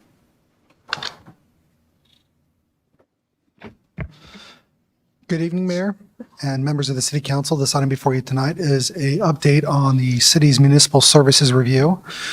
And for tonight, we're requesting that the City Council receive a status update on the city's progress on preparing this comprehensive update to the MSR, but also to direct staff to work with Solano County to develop an agreement or an MOU for unincorporated properties located within the city's sphere of influence. The map on the right depicts the entirety of Solano County. In pink is identified the city's current sphere of influence. As we embark on this presentation, there's a number of definitions and terms that we'd like to cover for the council before we get started. The Cortese-Knox-Hertzberg Local Government Reorganization Act of 2000. It is a current government law that requires orderly growth and development, that counties must have commissions for regulating that growth, and that the commissions must evaluate sphere of influence every 5 years or as necessary. Another term that you're going to hear is a Municipal Services Review, MSR. That is an analysis conducted by LAFCO, documenting and analyzing the services in a particular geographic region or jurisdictional area, in this case being Vacaville. And that analysis is used to determine whether cities can accommodate more growth. And the last term relevant to this conversation is a sphere of influence, or SOI. That is the plan for the probable physical boundaries and service area of the city. And Vacaville's SOI this is a fun fact, cannot extend beyond the current urban growth boundary that was adopted in 2008. The history of LAFCO begins just after World War II, when the population had boomed and there was a lot of rapid expansion that was occurring. But with this expansion, there was no oversight, and what it led to was the delivery of insufficient services or lack thereof.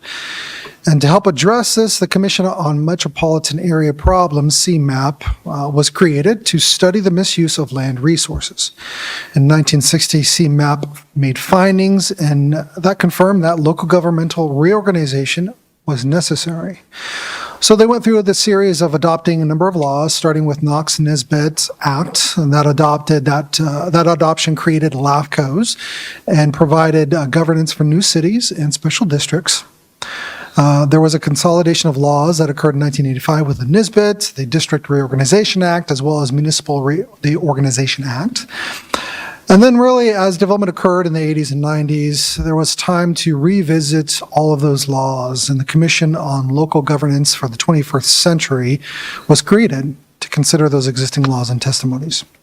And here we arrive at the Cortese-Knox-Hertzberg Local Government Reorganization Act, CKH 2000, which said that LAFCOs now have independence. They are no longer part of a county. They are an independent commission, that there is a goal to grow within the bounds of cities, and that there is an effort to discourage urban sprawl.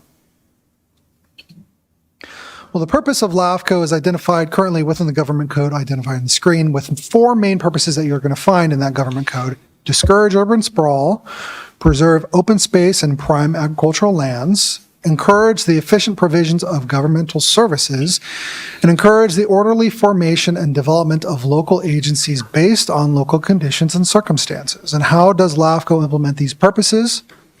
Well, it's by establishing an SOI boundary for each municipality or a special district. An example of a special district might be a fire district or a water district like Salina Irrigation District. The method for determining the SOI boundary is somewhat complex. The boundary really is intended to identify potential future growth over a 20-year period, again, revisiting every 5 years to see if there's any changes. It is all based off of technical information, such as historical growth projections, how much is actually getting built within those cities or special districts, the status and health of services that are provided by the jurisdiction, your municipal services such as water, sewer, streets and roadways, the ability to provide those services to maybe some unincorporated properties that are within the sphere of influence but are just outside or adjacent to the city limits. All of this is wrapped up in a nice little bow called a municipal services review, and that relies on a lot of technical documents that cities or special districts produce, such as utility master plans, your water master plan, sewer master plan. And that is used by LAFCO to answer 7 important determinations. These are the 7 determinations. What are the growth and population projections for the affected area? What's the growth rate that is occurring within that city? How fast is it going? Do we need to plan for any new areas to accommodate future growth? What is the location or characteristics of any disadvantaged unincorporated communities, places outside of our city limits that we need to maybe consider as part of our growth? What are the city's present and planned capacity of being able to accommodate public facilities? Those are our sewer, water master plans, really that look at public facilities and public services and how we can expand into maybe those areas between our city limits and sphere of influence. What is the financial ability of the city to provide those services? What is the status of and opportunities for any shared facilities? And what is the status of the city's ability to meet community service needs, including governmental structure and operational efficiencies? And of course, if there's any other matters that are relevant to LAFCO, making sure that there is a discussion about those items and the service of those deliveries. Well, Vacaville's current SOI boundary started in 2015 with the adoption of the general plan, in which City Council adopted its own interpretation of what that SOI boundary should be. It identified 2 potential growth areas, a northeast growth area and the east of Leisure growth area. But the next step in this effort is to collaborate with Solano County LAFCO. Because the LAFCO is responsible for preparing and reviewing the municipal services review as identified in that government code section, and that the SOI boundary must be reviewed every 5 years. However, because we adopted this general plan, we were kind of pursuing an out-of-cycle review. And so really, the city took on the task of pursuing that update to the SOI boundary. We were able to prepare that municipal services review and sphere of influence update in-house using much of the information that was relevant in the general plan update, as well as the environmental document that was for that. And on May 8th, 2017, LAFCO adopted that current municipal services review and SOI boundary that is available on the city's website. And here's what it looks like. You'll see multiple areas identified in color. Some of your areas in pink are those near-term annexation areas that we knew on the horizon were going to be coming in. Those are your Roberts Ranch and the Farm Alamo Creek. Some of your, I think it's more of a tan with dots, are areas that are within our sphere of influence, but we hadn't received any potential plan for development. Now, this is in 2017 is when this got adopted. However, there have been some recent solicitations to the city on development. McMurtry Creek Estates and the fields at Elmo Creek were two development projects within the city's sphere, where those property owners solicited the city and pursued development of a potential project within that area. It's still outside of our city limits, it's within our sphere, and at some point they'll need to pursue an annexation. But it doesn't just stop there. We've also had a lot of discussion occurring with the east of Leisure growth area and the development of a specific plan that started in 2024. And we had recently provided an update back to City Council in November of last year. And so there have been some changes since 2017, really steady residential development in that east of Leisure growth area. And as we have mentioned in previous staff reports and presentations, there really is a need to diversify the housing stock in Vacaville to include more missing middle and workforce housing. As I previously mentioned to what the government code says, well, this SOI boundary must be reviewed every 5 years. And working with LAFCO, they are quite busy with doing a number of other sphere of influence and municipal services review, and really they're having a tough time with doing this one in-house within a reasonable time frame. And so we took on the responsibility of working to update this MSR document and SOI boundary. So on March 11th of last year, we brought an item before City Council where City Council directed us to start this process and approved a contract with EPS for $121,935 and a subsequent amount of $32,800 for a future application to actually change or reaffirm our SOI boundary. On April 7th, we hired EPS to help prepare that document.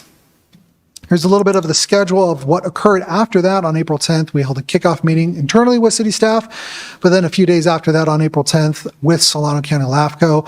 On June 10th, EPS and the city presented a draft document format to LAFCO discussing next steps. LAFCO was generally supportive of the document format and the city's approach, so we took off with preparing this document. Between June and December, EPS conducted extensive interviews with city departments and other municipal services that we provide. On January 8th, 2026, we shared this working draft with Solano County LAFCO and did our best to answer the 7 determinations that we had previously mentioned for each of these service areas. And here's what that format looks like, and we'll go over some key highlights. The format really talks about the introduction to the background of Vacaville, with a summary of services and trends and issues. And then we jump into all the municipal services that Vacaville provides. We provide law enforcement, fire, we provide wastewater at our Easterly wastewater treatment plant, as well as water. A storm drain network is another major service that the city provides. Public works operations, your maintenance of streets, your maintenance of parks, parks and recreation opportunities for the city, as well as a solid waste agreement with ecology and then a separate animal control. Those are all the most crucial, important services that are under evaluation when we look at a municipal services review. A couple of highlights about this whole process is we've been collaborative. We've tried to work with LAFCO on all of this process, maintaining open communication, obtaining consensus from LAFCO on it. We even expanded the original scope of work at LAFCO's request to incorporate descriptions about our housing services, as well as conducting some additional public outreach with the town of Elmira that's not within our sphere of influence. Our intent behind this municipal services review is seeing as how the general plan really only goes out until 2035. And our intent was to combine the near-term and long-term areas because we think that if anything's going to happen, it's going to happen within that next 10 years. And so There's been a lot of extensive interviews with city departments on trying to make sure that this information was accurate. It is the most detailed MSR that we can account for in the city's history. EPS was also touting that this is the most comprehensive document that they have prepared in their history. And so really what we were hopeful about was that it was going to exceed industry standards. But of course, that's our hope. It's not our document, it's LAFCO's document. So the next step in this process is to provide the information to LAFCO, and we did that in January 8th. And so as part of that working process, LAFCO returned comments, and their return comments consist of 350 comments out of a 150-page document. So that got us a little concerned, and so we facilitated a meeting with LAFCO on February 18th, and you could break down, there were a lot of comments, but you could break down the summary of those comments.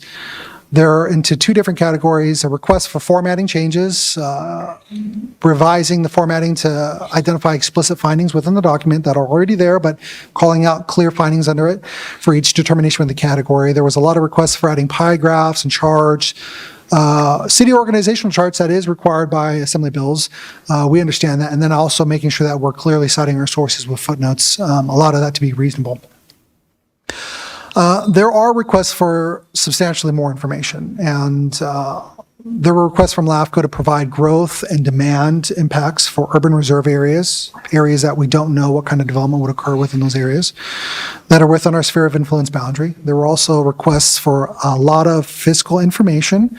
LAFCO is asking for us to provide all of our funding sources, not just our general operating budget, but they're also asking for breakdowns of our funding sources for community facility district, enterprise funds, special revenue sources, as well as all of our funding for capital improvement projects. And they're also asking for providing information about employee salaries and benefit information. So really, this kind of put us in a situation of concern when we were reviewing these comments because we needed to understand how to proceed and how to move forward with this. So here's what we noticed, and this is the part why it's even in front of city councils, because we need to make sure that the council is informed about these projects because they are important projects. And so here's a couple of things that we're noting.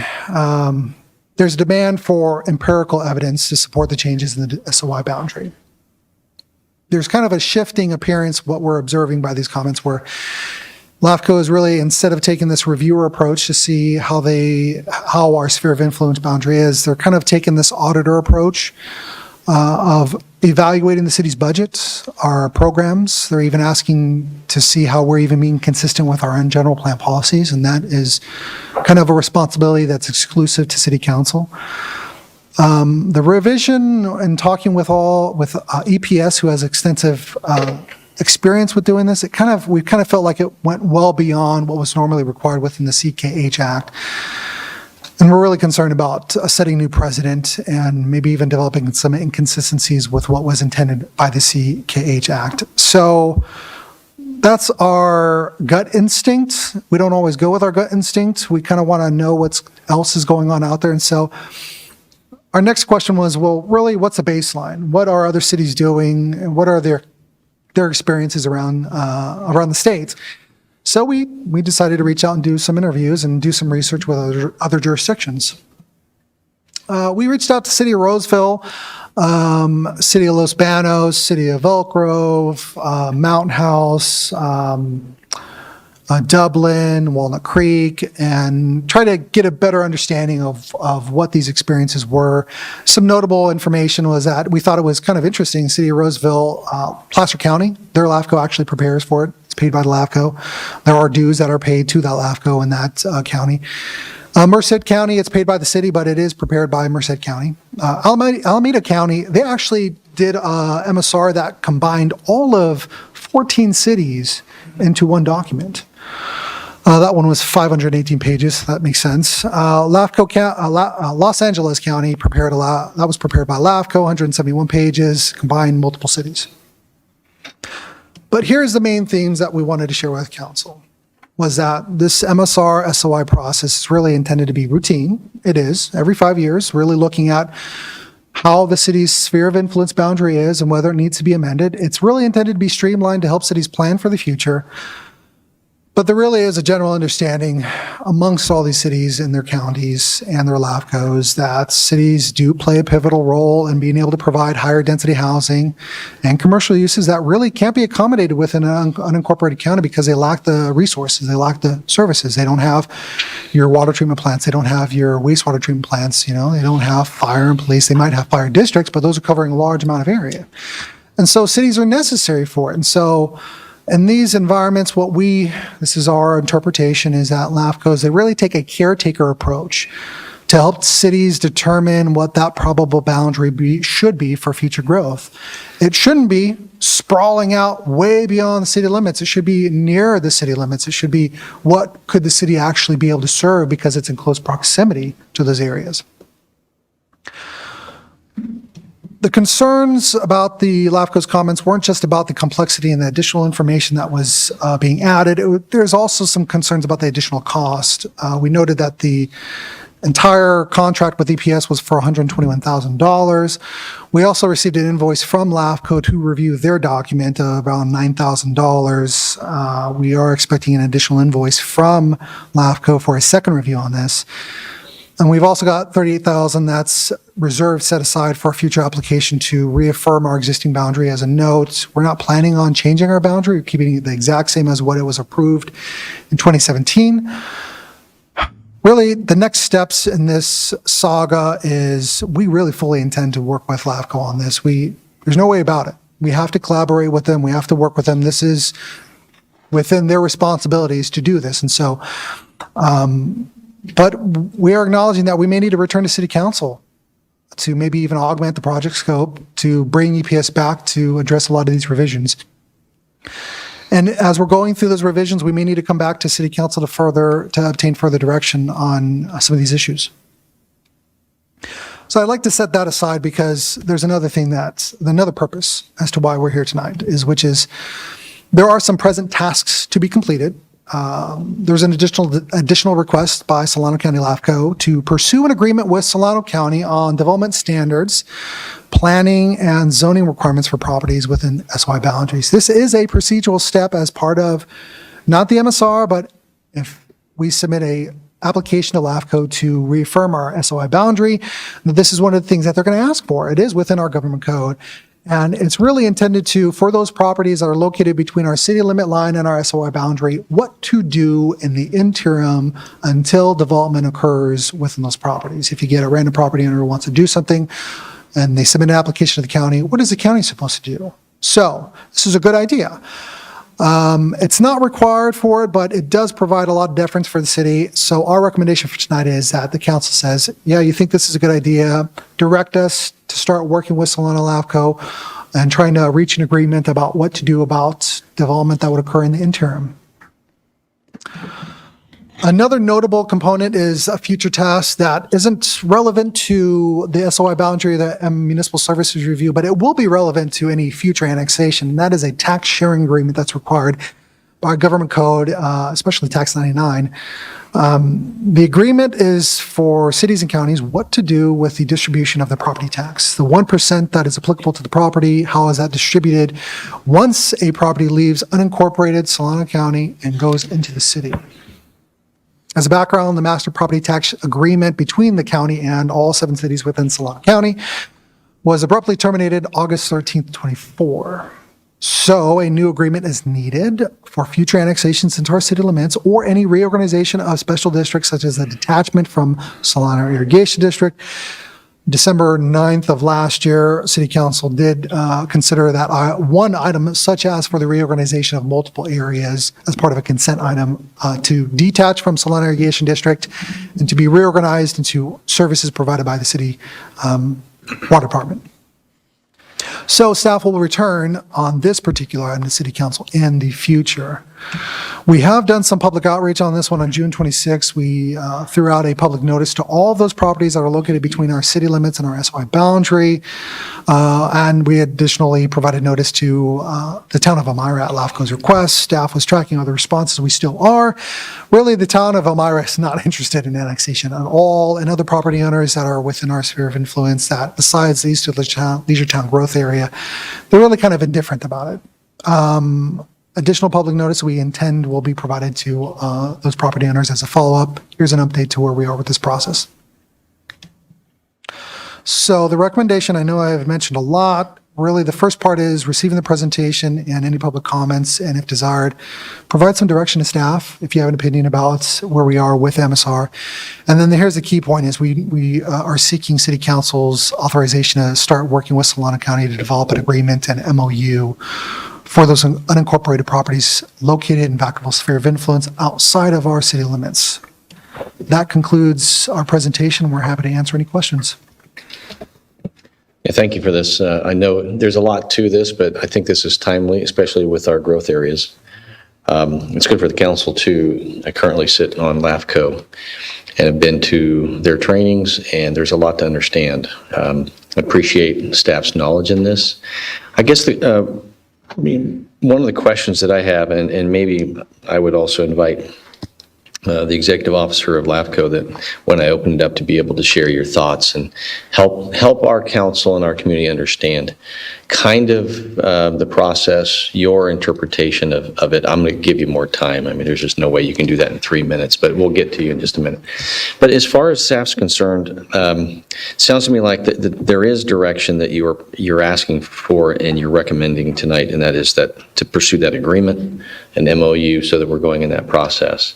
But it sounds like from staff's perspective, if I truly read this in the way you're presenting it, is a sense of maybe a belief that it's more than is necessary at this point, and it's ultimately going to cost some time, but there's likely going to be more requests for money, because every step along the way there's a cost for our consultants to help prepare it, and also we pay a fee to LAFCO for them, very similar to our business process. Is that correct? That's correct, yes. All right, thank you.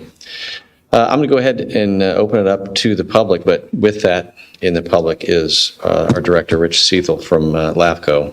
So if you want to come forward, and I'll give you some more time because there's a lot there. I'm not going to put the timer on you. As I have learned being a member of LAFCO, there's a lot of details to it, so it's a whole different process. Good evening. Good evening. Thank you, Mayor Carley. I know I'm going to make a mistake and call you Commissioner Carley, so I apologize for that. And good evening, council members. Thank you for inviting me up. Yeah, we heard today that there was going to be a discussion tonight. So we wanted to come, and with me is Christina Love, the Deputy Executive Officer. A little different flavor to this discussion. We weren't really prepared to hear some of the things today, and we're a little surprised right now. But I will say that we've been working. I think for the purpose of tonight, and that's noted, I hear what you're saying. I think help us understand where the process is, and the comments as far as where we're going, so that we can be on the right path. How to fix what's going on and how quickly can we get there. How to move through the process. Yes. Right, exactly, understood. The spheres of influence are incredibly important for cities. It's important for the entire county. It's really a regional planning tool that a lot of people don't look at it as that, and we're introducing that important perspective to the discussions. The other is that it's also a check on your services and to see if you have capacity today for what you're doing, and not all cities do, but it's all not only for tomorrow, for where you want to grow, it also checks you for today. But I think a lot of this can be boiled down to some very simple facts. We're very familiar with EPS, not the folks that worked on your project, but in general, and we actually supported the city hiring them. And we were a little surprised with the document because it wasn't incredibly thorough. We felt there were a lot of really good statements, but not supported. Can't take that to our commission without the support. That may be where the audit feel comes from, but it needs to be documented information. We actually hired a former EPS person to come in and do a peer review, and they were part of the 300 comments and concerns. So yes, there were a lot. It's a good indication that we thoroughly read your report, and it wasn't something that we glossed over. Some of them are repetitive because that's the way the report was set up. So you'll total about 300, 350. But it's an important thing to recognize that, let me put it this way. When we heard that all these other cities do things a lot faster and maybe not with such documentation, I don't want our LAFCO to be like that. We want it to be documented just as we pledged to our commission. It's a well-documented piece of work for them to make the best information decisions that they can make. That's why we do it our way. May take a little longer, and it shouldn't. It's missing footnotes, which would explain where the information came from, missing all kinds of reference material. Not good. Not good. But what we have done, and I promise this to Aaron, is that we will collaborate all the time. We actually started 2 years ago when we started working on this, when the idea first came out. From the jump, we said, we will collaborate with you, we will work with you, not a problem whatsoever. We haven't been called. Sent a message last week, said, hey, how you doing on the rework of the project? Still haven't heard. We're here to collaborate. We need good, solid, backed up information. If you guys want particular information, Deputy Executive Officer Christina Love is with me.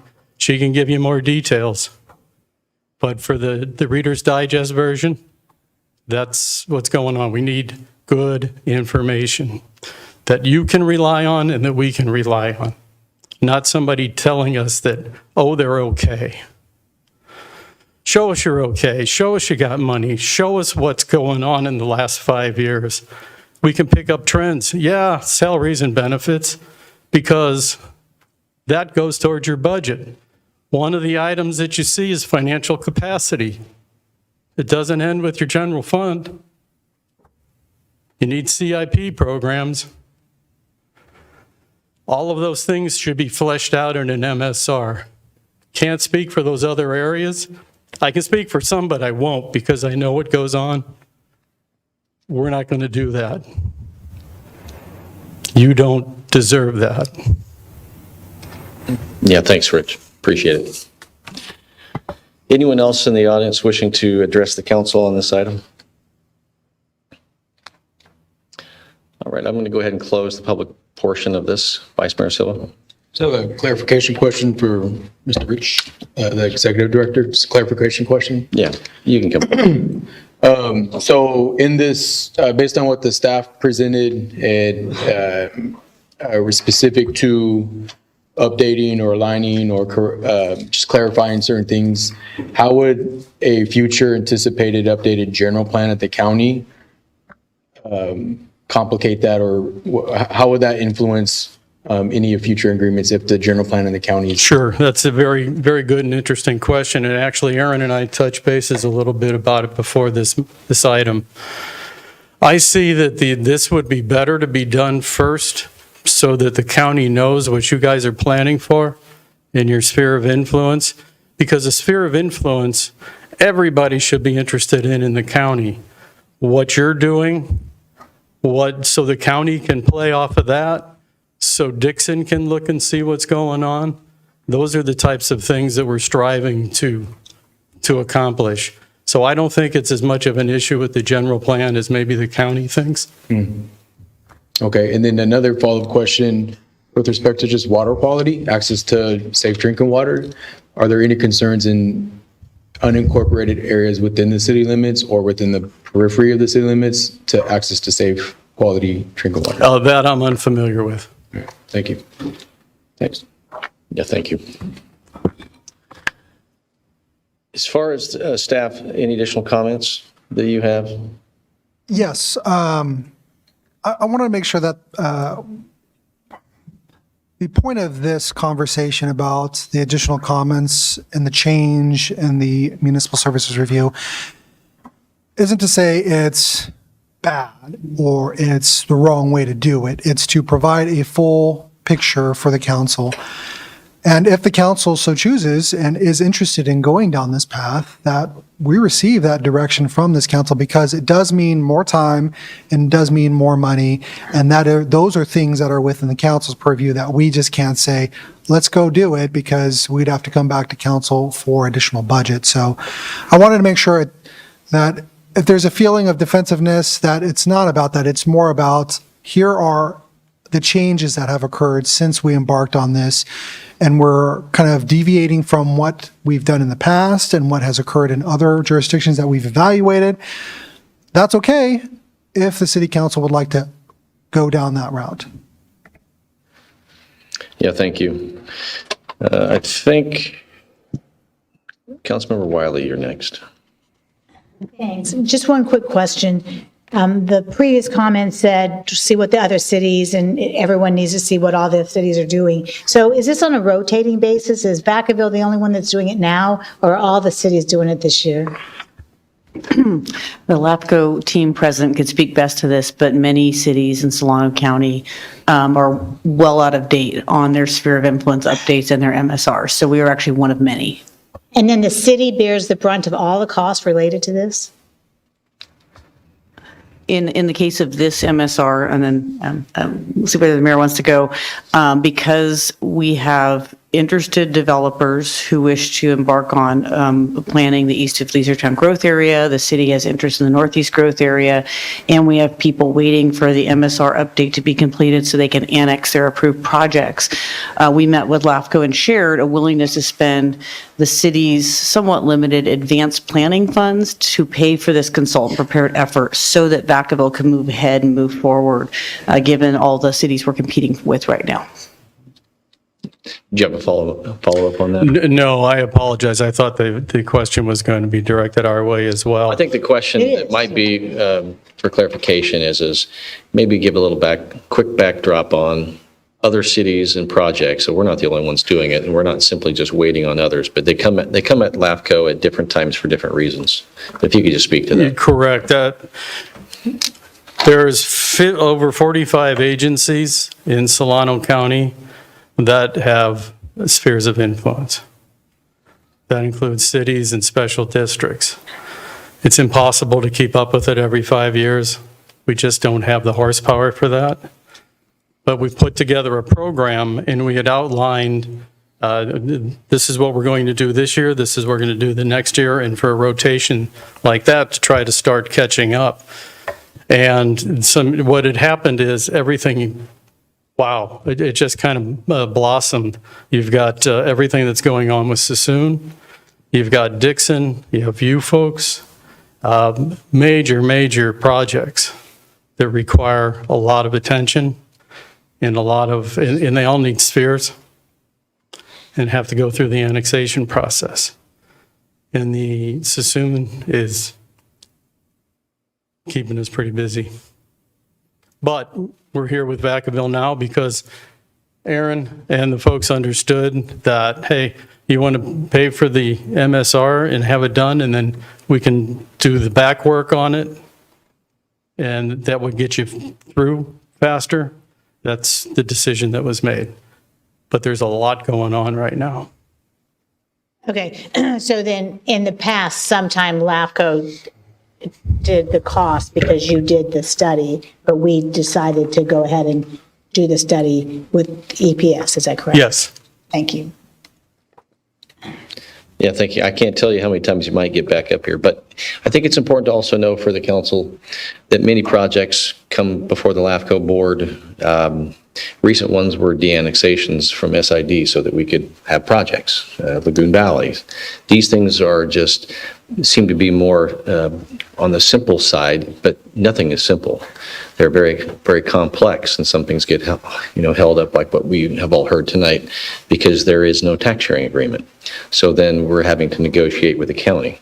So that's a whole other piece of this discussion, but you can't do anything through LAFCO unless you can prove that there is all these things in place. And so it's complicated. So this is a good discussion tonight because I don't think everyone understands the complexity of it all. So there's going to be more questions. Let's just see. Councilmember Stockton. Yes, thank you for the information and the update.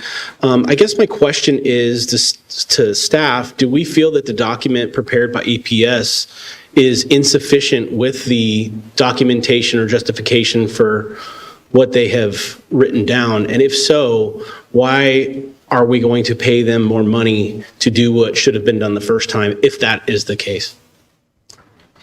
Thank you for the question, Councilmember Stockton. Staff does not believe the document is insufficient, and when we submitted it in early January, we expected to get comments that we would need to address.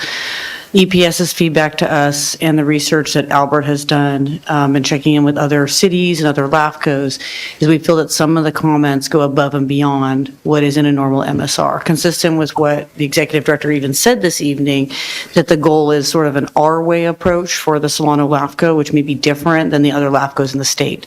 So we don't believe that we got flawed work product from EPS. We believe there are some areas of improvement, and we're working through those right now, mostly with Albert, going through each and every comment and kind of seeing, maybe the information is not on that page, but it's on a different page.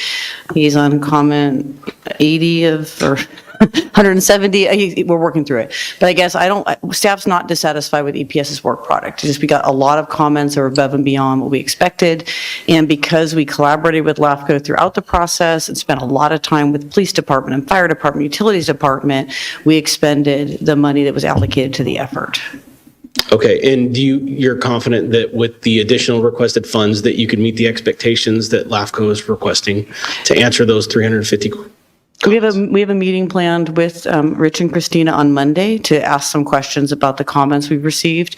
The EPS estimates it's about another $50,000, and I don't have that $50,000 right now in my department accounts. And so one of the ideas we've explored, getting back to your funding question, with the East of Leisuretown developers is would they be willing to fund the gap between the city's funds and what's needed? And they've one representative from that group has said, yes, we'd be open to that discussion. So we agreed we'd talk to them tomorrow to see where we go from here. Okay. Then if you're confident that you're able to get what's needed done, then I would be willing to support it. Thank you. Vice Mayor Silva. Yeah, so you mentioned a couple of things, specifically Sassoon has you really busy. So my question is the current proposal within that particular project, I'm guessing, are you referring to like the larger annexation next to Rio Vista? Is that what you're referring to? They're actually doing two. Okay. So my question is that pooling resources to where now the city's being requested to update or use funds from our resources? That doesn't seem like that's been applied to other counties? Situations. So, yes, sorry. So the staff presented a slide that showed how other counties paid what was needed for whatever strategies or plans that was listed on there for what's requested. Here, if I understood it right, a city there's direction being asked upon city council to fund that. My question is that particular, or those two particular projects that you're referencing tied into Sassoon, is that providing a challenge to where now cities are asked are being asked to come in and compensate for a lack of resources, because those resources or effort or that human capital is being rediverted to another project, not our current project. Well, I can see where that question's coming from. It's because we haven't had a chance to review and evaluate as this project here has been going on. It was kind of, here's the report. And then it was the first time we'd seen it. And that then started us to read all the pages and to put down our concerns. And then it was at that point that we said, we're uncomfortable with this MSR. It's not telling us and proving to us what it should be doing, that we brought in a peer review. And so what I'm intending to say is that because we weren't as engaged with it, not because we didn't ask, we much prefer to see things as they're going so that we can reorient it. We weren't asked, so no, it didn't affect our manpower because we didn't have anything to work on. Okay, so I guess my only thing is just when I hear, hey, there's not enough information, and then we're asked to compensate more, I just need a little bit more information, understanding what that is, and it sounds like right now is maybe not the appropriate time, or like it's going to take a longer conversation, if you will. So to me, that's a little bit more information I need for me to feel comfortable moving forward. As far as the tax sharing agreement, I know that's been a hindrance, and we would love. Sounds like it would be beneficial to have a policy put in place. Yeah, and that's not our bailiwick. That's entirely the county and the city. All right. Thank you. And Councilmember Chapman? Yes. Sorry. I'm a little concerned. I've been reading you and I've been reading Albert, and you mentioned that it's a big problem, but a big concern, a big problem, and you referenced so soon, but also Vacaville. Can you share your overall concern with specifically to Vacaville? Yes, ma'am. The only reason I brought up was Sassoon is because you folks asked. I don't enjoy sharing information about other cities. I understand that.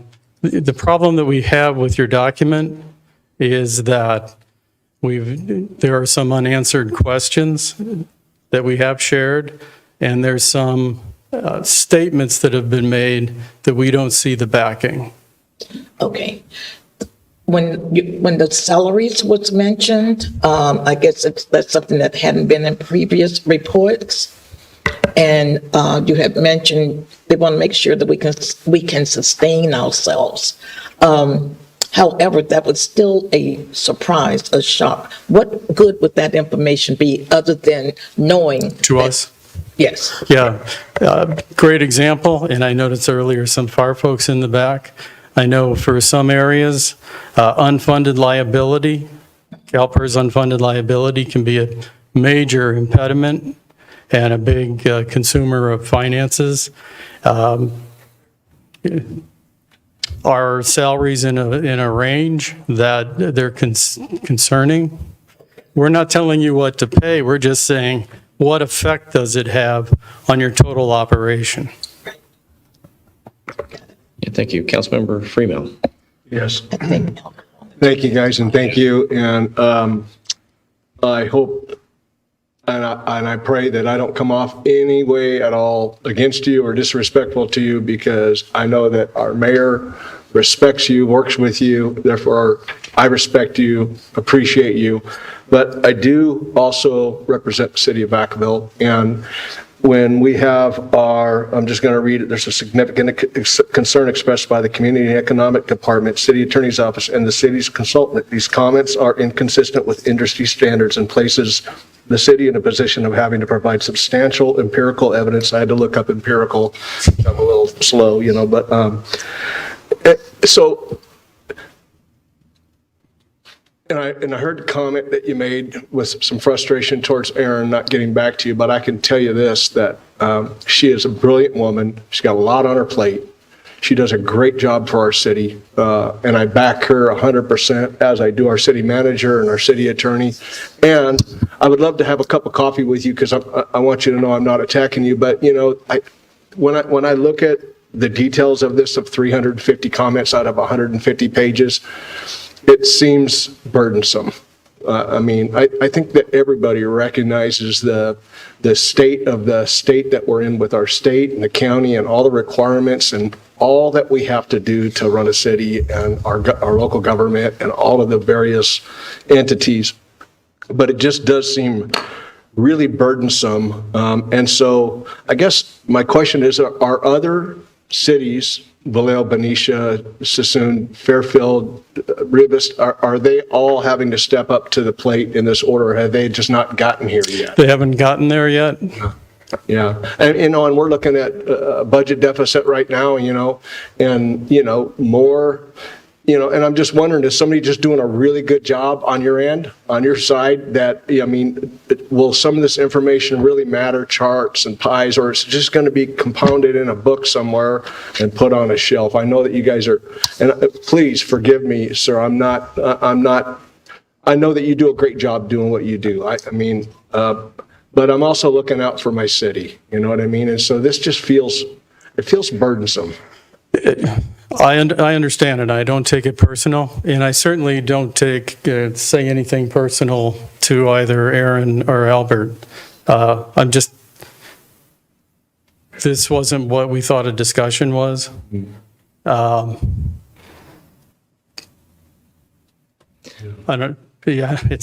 We have to do what we do. Now, maybe we do it too good, if that's what we're being accused of. I stand accused. Yeah. Okay. I appreciate it. I know this isn't what sometimes we expect, and this hasn't been easy, but I do appreciate you actually answering a lot of these questions. And the reason is because for anyone who's not familiar with LAFCO, there's not a lot of experience in this. And I think the key from staff's perspective, the takeaway is simply this. We need to work together. And as I sit on LAFCO, I have heard the compliments coming from LAFCO that the city is leading the way and the city is contracting with EPS. And to the other cities, it really did promote that the city is in a good position, good traction.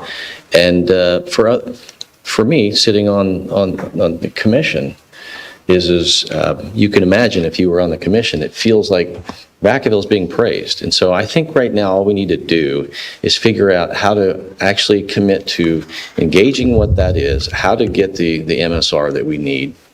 And if it does require some additional costs in the burden, and we do end up with a master plan for east of Leisure Town, I think the goal is to get there and to not leave here with any hard feelings, but to understand, just to call the observations for what they are and seek to work together in collaboration and get to that together. That would be the goal. Yeah, absolutely. And we're going to be meeting Monday. Yeah, good. So we're not going to stop. I'm bound and determined to collaborate. So. Yeah. Well, and again, I don't want to, and I'm glad you were able to answer some of these, because I could answer some of them because I sit on the commission, but it comes more credibly if it's discussing with our staff and with you and your staff, and Christina, appreciate, because of what has to be done from the LAFCO process. So I appreciate the questions coming. I've intentionally allowed you to answer them instead of it just always being among the council. So thank you. Please too. Thank you. My last, if I may, is there some room for flexibility? You know what I mean? Because, like we are in a budget deficit right now, and to spend another $50,000, I know it's important to do, but I mean, this is real money. And so I'm just asking maybe perhaps for some flexibility on both sides to, so that we collaborate, come together and do what's best for LAFCO, do what's best for the city of Vacaville. So if we could just perhaps search for some flexibility in the process. My hope is that come Monday, that we're all going to have a chance to sit down and talk, since we haven't been able to really talk for a while EPS was, I'm not sure what they were doing, but it was taking them a while. And I think when we be able to sit down and talk, we can work through some of these things. And we're not going to charge them $50,000. Yeah. Well, thank you. Yeah, I appreciate it. Yeah, we pledge to work together. Thank you, sir. Yeah, thank you. Yeah, thank you. Councilmember Ritchie. Thank you so much. So I was quickly want to echo a few things that actually Ted said. Where it's like my comments aren't made to like be attacking or frustrating, but you know, first of all, I think the public needs to know, what does LAFCO mean? How do you get on the LAFCO board? Are you guys elected or appointed? And then like when I was reading in some of the comments, like that many comments for that many pages, it's like I just got done reading a book a few months ago called The Abundance. And it really echoes a lot of the problem in California is regulation and burdensome. And like we get buried in the process. And we end up making analysis and reviews of this analysis. By the time you get into that analysis, that one's outdated. And you get caught in this trap of policies. So like when you talked about like our unfunded liabilities, so each county in Solano, each city in Solano County, we're trying to work a sphere of influence and work together. But like the county, like as a whole, you know, when they come towards our sphere of influence, like I feel like they're picking on the cities. They're trying to do better, but the county hasn't done their part sometimes to catch up and show that they have the ability to do the unincorporated and like advancements or production. So, well, one thing, and I don't, you can answer if I get this wrong. LAFCO is the land area formation, and it's in the California law, and so it is public appointees. At the mayor's level, they're elected, and at the board of supervisors, and so it's a commission, and I'm currently one of the voting members. The mayor of Dixon is one of the voting members. The mayor of Sassoon is an alternate. So just like some of our other commissions. But its role is just, when we switch hats sometimes up here, that's another hat. And so it has an absolute purpose. And I think separate from this as a council, we know that there are issues. I can tell you that I agendized the tax sharing agreement last year. So as mayors, we're talking about it. The city managers are talking about it. These are the things that we have to fix, but you make a great point. This is the right time to do this in front of the county's general plan. Because I've sat in meetings with all the cities at STA and listened to everyone's possible future planning. And all that needs to be fleshed out before the county does it. It was rushed last year, but we're following a good process, and we need a good relationship with LAFCO. The other interesting thing with the spheres of influence is that when it comes to it, the county and the city sphere of influence, they both have to meet and talk and try to come to an agreement over it. So that's the step in that you're going to be pulling the county in and saying, look, this is what we want to do. What do you think? So it's not this problem. And we're very excited about the opportunity for the cities in the county. It's been a difficult road for that on occasion. So it should bring them together. And that's what we mean by building the regional plan. Well, and I think one other answer to this is this Solano County, there isn't a fee for service by the agencies into a LAFCO like the one LAFCO that was identified, correct? I mean, it's different here. Is that right? It is different here, but every year, every city and agency in Solano County pays a fee associated with LAFCO's operation. Right. That's right.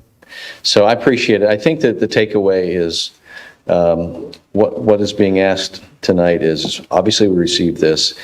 While it can feel some tension, the goal is let's leave that here tonight.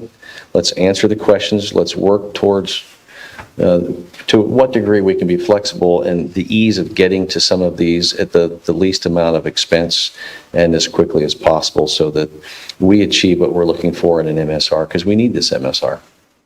East of Leisure Town and the developers are looking for it. So you have a final thought? I have a question. You have a question? A question. Okay. the spirit of influence for the county and for the city. There is one of concern where I believe the county was looking into possibly having battery storage. And if so, yeah, you want to? There is an area within Vacaville's sphere and within our urban growth boundary that is unincorporated county, because it hasn't been annexed yet, where battery storage is proposed through the CEC process. Right. What's the impact we're looking at? We just addressed the ordinance earlier to give, to say what we want and what we will not, what we do not want when it comes to battery, the lithium iron. Now, as I said, I heard the county was thinking, or someone had approached them with what we're working on here, our MSR. Is that of concern with what may come from this report? Would that be a concern to us? Do you see where I'm going with this?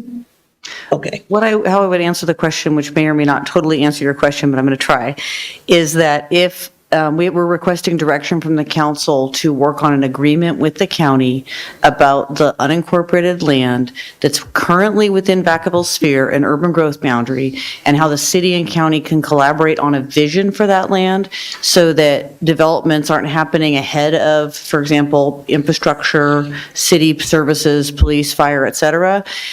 I believe that, I believe it's going to be challenging to get that agreement. It's going to take a lot of work, but I believe the council giving us direction to embark on that is ultimately would represent a good faith effort on the city of Vacaville's part to actually partner with the county and talk about shared interests and map out how this land would be used and get agreement on that.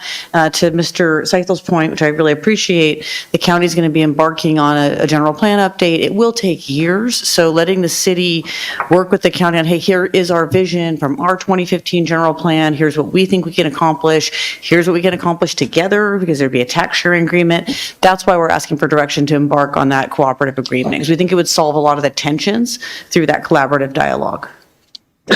Thank you. Councilmember Stockton.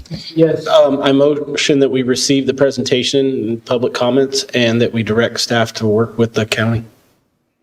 And I would say, and also to direct staff to not just work with the county, but to enter into an agreement or MOU? Yeah. Okay, I'll second that.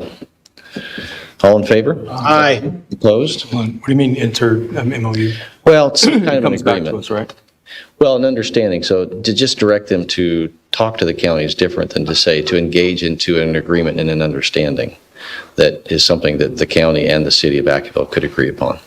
So the MOU would come back to us? Generally speaking, yes, it would. Because we would have to approve it. So yes. Sorry, you said generally. So in this case, I just want to clarify what you're saying.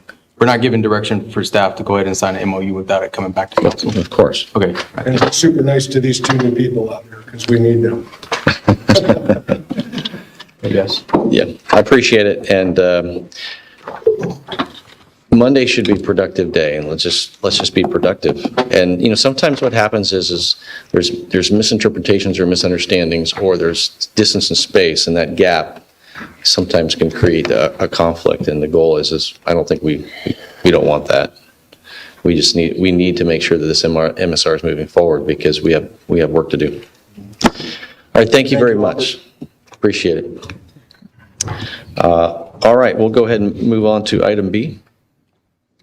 Item B is an update on the 2025 annual progress report on the general plan, and Associate Planner Demir Powell is here to present. Good evening, Mayor Carley, members of the council, and all those in attendance. The city must submit an annual progress report each year to the state by April 1st, which reports on the city's progress in implementing programs for the general plan and housing element. The report also provides data tracking housing development in the city. The state requires jurisdictions to plan for housing needs, a regional housing needs allocation, or ARENA for short, is determined by the state and a regional council of governments to identify the number of units the city must plan for at certain affordability levels. The arena for Vacaville is shown here in this row.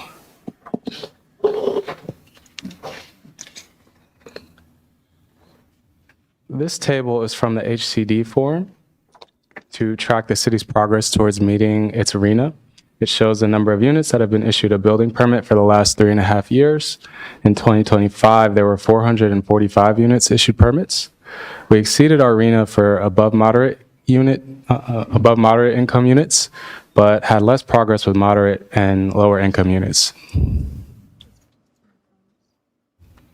This table shows the number of permits issued by housing type. In 2025, most of the units permitted were single-family residential development for new major subdivisions such as Lower Lagoon Valley, Montesa, and Roberts Ranch. There was a large number of ADU construction, which mostly resulted from Montesa and the Village's Abandoned Meadows projects. In 2025, there were several general plan amendments completed. They include the McMurtry Creek Estates and the fields at Alamo Creek. There are numerous general plan amendments that are pending. They include Park Parish, and other notable amendments include East of Leisure Road, Growth Area Specific Plan, and the Peabody Allison Specific Plan. Noteworthy general plan implementation in 2025 includes an award to upsize water and sewer pipelines downtown, some downtown Vacaville landscaping, so planting over 100 new trees throughout downtown. The preparation of the urban water management plan began in 2025, and the Jepson Parkway Phase 2 was completed, and solar energy systems were installed at the McBride Senior Center, Andrews Park, and Three Oaks Community Center. These are some of the recommended 2026 general plan implementation priorities. We received an update earlier on the municipal service review. As for the Peabody Allison specific plan, the land use and design alternatives are being finalized and will be presented to the council shortly. For the Northeast Growth Area specific plan, the land use and design alternatives were prepared in 2025. Preparation of technical reports is underway, and the alternatives are scheduled to be reviewed in 2026. For the East of Leisure Road Growth Area Specific Plan, the Vacaville City Council received updates on June 24th and November 19th, 2025, and provided direction to staff on the development of the draft land use plan. A draft environmental impact report is scheduled for spring 2026, and the annexation process will continue in 2026 and extend into 2027.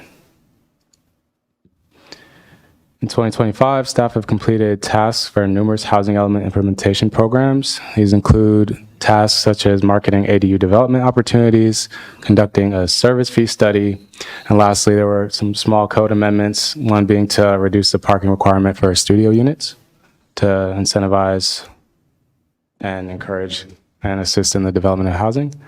For 2026, there are several notable implementation programs designated for completion.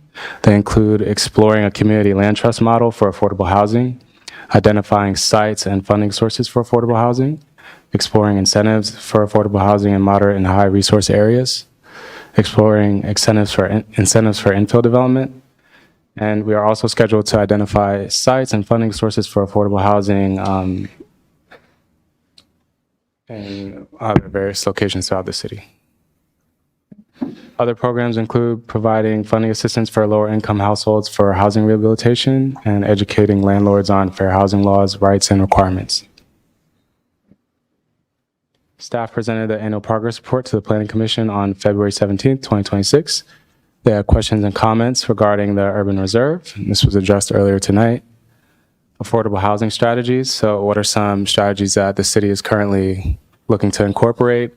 There are several initiatives that the city is working on currently, such as waivers and fee and reductions in development standards, density bonus incentives, fee deferral program, and pursuing grant funding.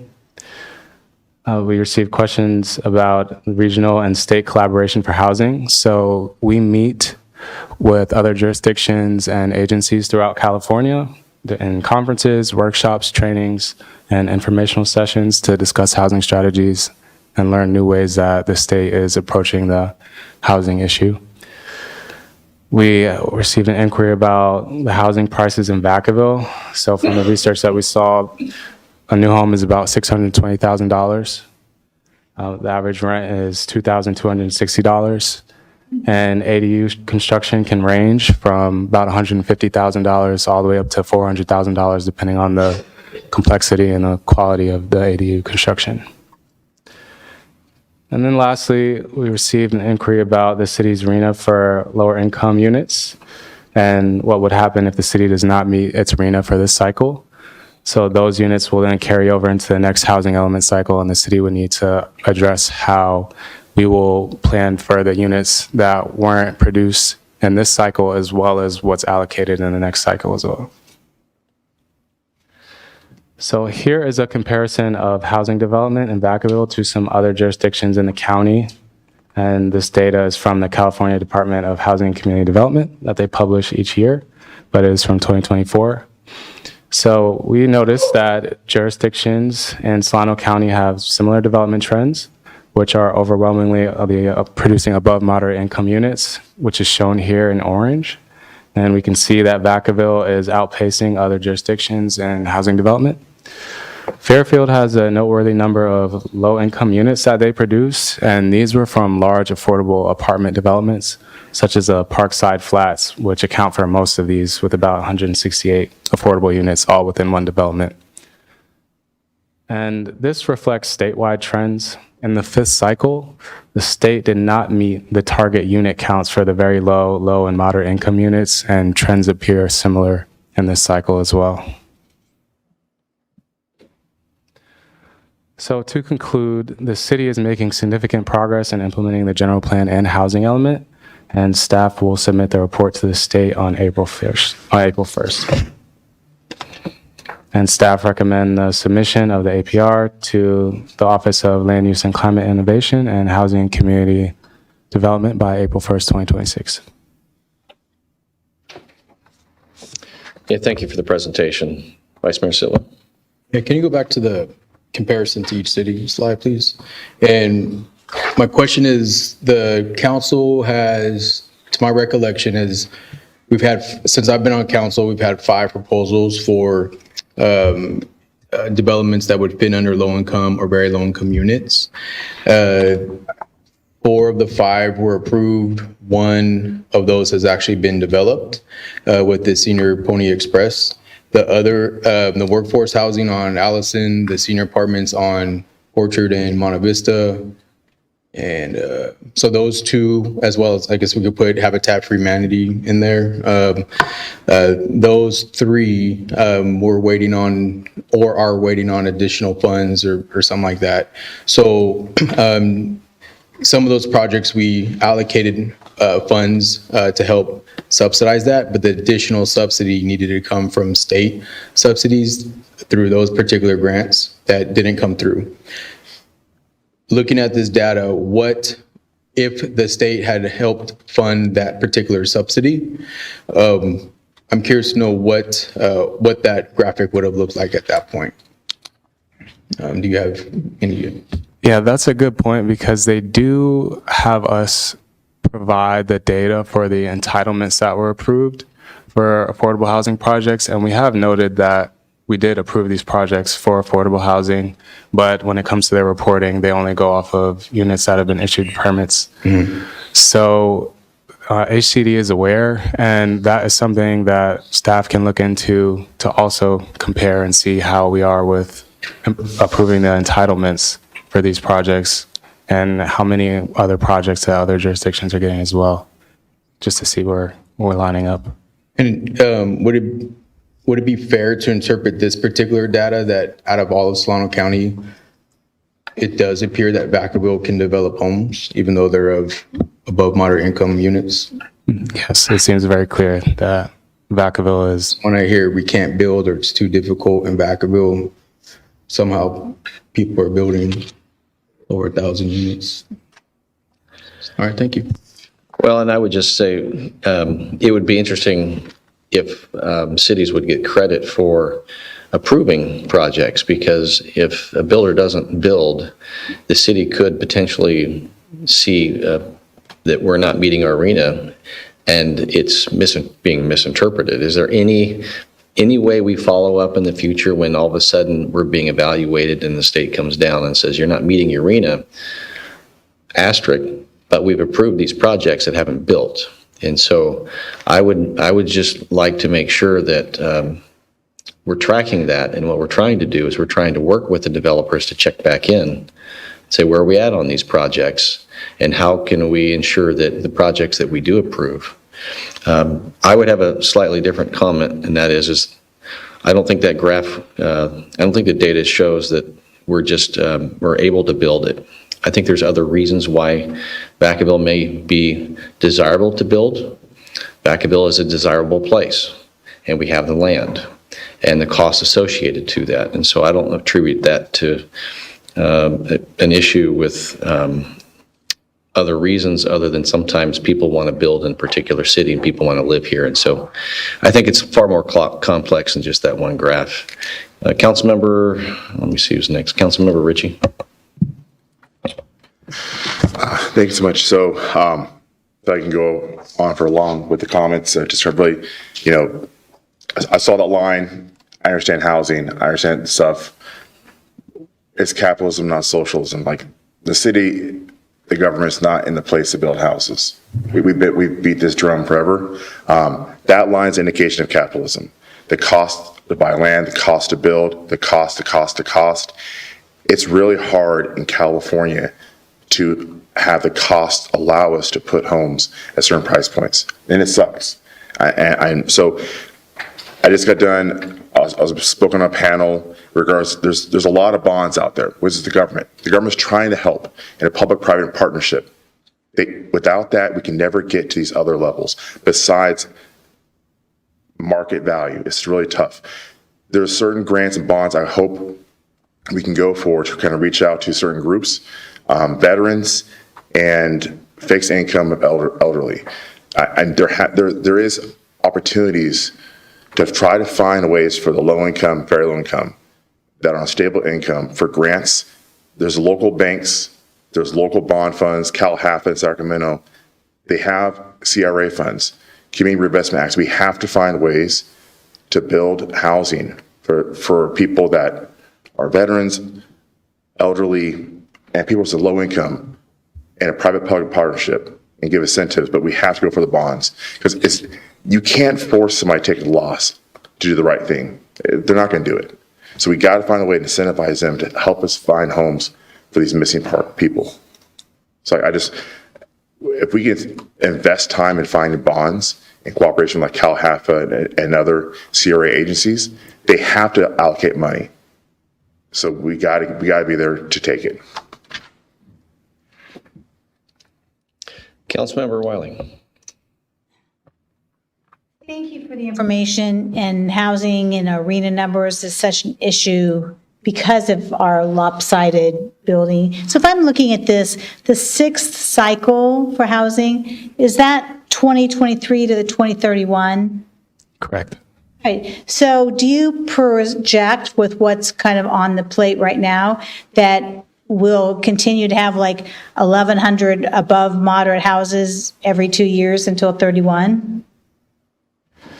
Yes, we have seen that trend. It's been pretty consistent for the last 10 years, about 400 or so units per year being produced.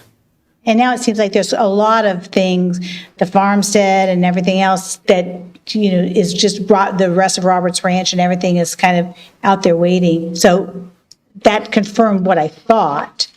And then as Vice Mayor Silva said, we approve projects, but we just can't get them to the finish line. And that's just really frustrating because there's such a need for housing at all levels in Vacaville, not just at the very higher end. And I know at the last meeting, we looked for some new housing that was lower, more affordable, but I don't know if it would still be in the low to income, it was just more moderate. But so I don't know, is there any solution or how can we best deal with, break the trend? And I understand what, Councilmember Ritchie said. The costs are so high in Vacaville that kind of really restricts this. Yeah, it really does come down to that bottom dollar.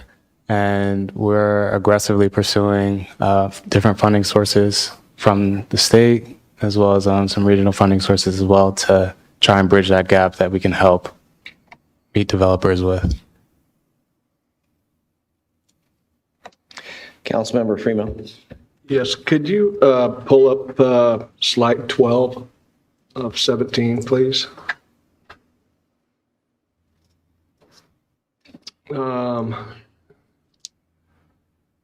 So as funding becomes available, rehabilitate homes with poor housing conditions, advertise rehabilitation assistance programs for lower income households, provide training and education to landlords on fair housing. So I like the provide the training, advertise rehabilitation, but I do have a question about as funding becomes available, rehabilitate homes with poor housing conditions. And I know that every year we go out and we go into neighborhoods and we do some rehabilitation projects. Do we have any kind of an idea of what that costs the city with our city staff or firefighters that go out and do these projects? Do we have any kind of numbers on what we're spending on? I just have a little bit of concern on some of these houses. I mean, it seems like we're asking all of Vacaville to contribute based on taxes that are paid into the city, to basically rehabilitate some of these houses at no cost to the homeowner. And I'm just wondering, does anybody know what that number is? A rough idea? I can speak a little bit to that. So that program is the neighborhood cleanup program. Yes. And it's not rehabilitation of the homes. So we basically go out and volunteers and everybody, and we clean up the homes, we clean their backyards for seniors, disabled veterans, any other community members. We typically pick an area and then we request the homes to sign up. So the cost to the city is $60,000 on an annual basis, which covers 2 programs, usually one in the fall and one in the spring. So this year, the March program, we actually did not get any signups. We only had 1 home sign up. So our fire chief decided to cancel the program because there was not interest from the community on signing up. But in the past, we did had quite a bit of signups, like 10 to 12 homes. We would go out and rehabilitate those homes. And there's partnership from multiple departments, and fire department typically leads that effort. We also help with, if someone has a junk car, they have not moved and they want help. But I don't believe we have done a data collection for the cost of the employee, because mostly it is volunteer work that the employees are doing. But we do pay our fire and police overtime. But for example, if I were to go or other staff members, it's typically volunteer time. Yeah, and it's a great program, and to be able to go out and volunteer and do this, it's a feel-good program. It helps our community. It helps these neighborhoods. But I'm just concerned with our budget right now. And, so that sounds like it's about $6,000 a house if we did 10 of them, you know what I mean? And so I'm asking, is that fair to the rest of our taxpayers to basically supplement cleanups of some of these houses that are owned by people, right? So, I mean, for our elderly, yes. For our military, yes. But is that all? So again, it's just something I've thought about. Yeah, so that program is canceled for March, and then we'll reevaluate it. At this time, we have put it on hold because of lack of signups.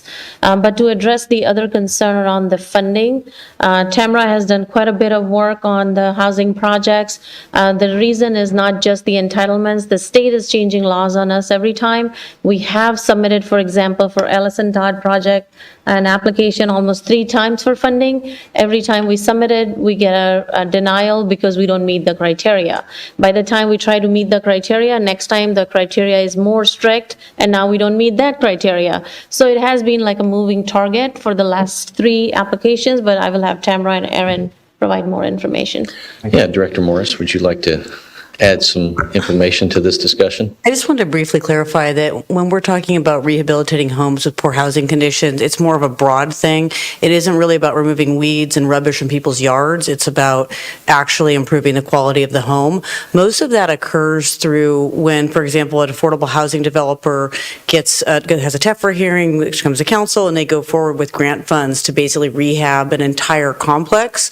Sometimes it happens with a private party, like the Lewis Homes Apartments. I mean, they weren't that bad, but they invest money to basically improve the quality of that housing stock, which improves rents and improves housing conditions. So I just want to make sure this is not about really like the yard cleanup stuff. It's about fundamentally improving the systems within the homes. And as funding becomes available is a little bit vague, because sometimes it would be in partnership with a nonprofit housing developer who's going to refresh their units. Sometimes it would be through a grant from the state to tackle this issue. This is a statewide issue, very poor housing stock in different parts of our state.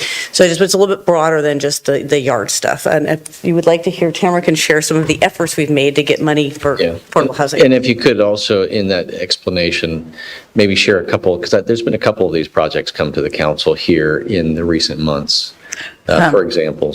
That's correct.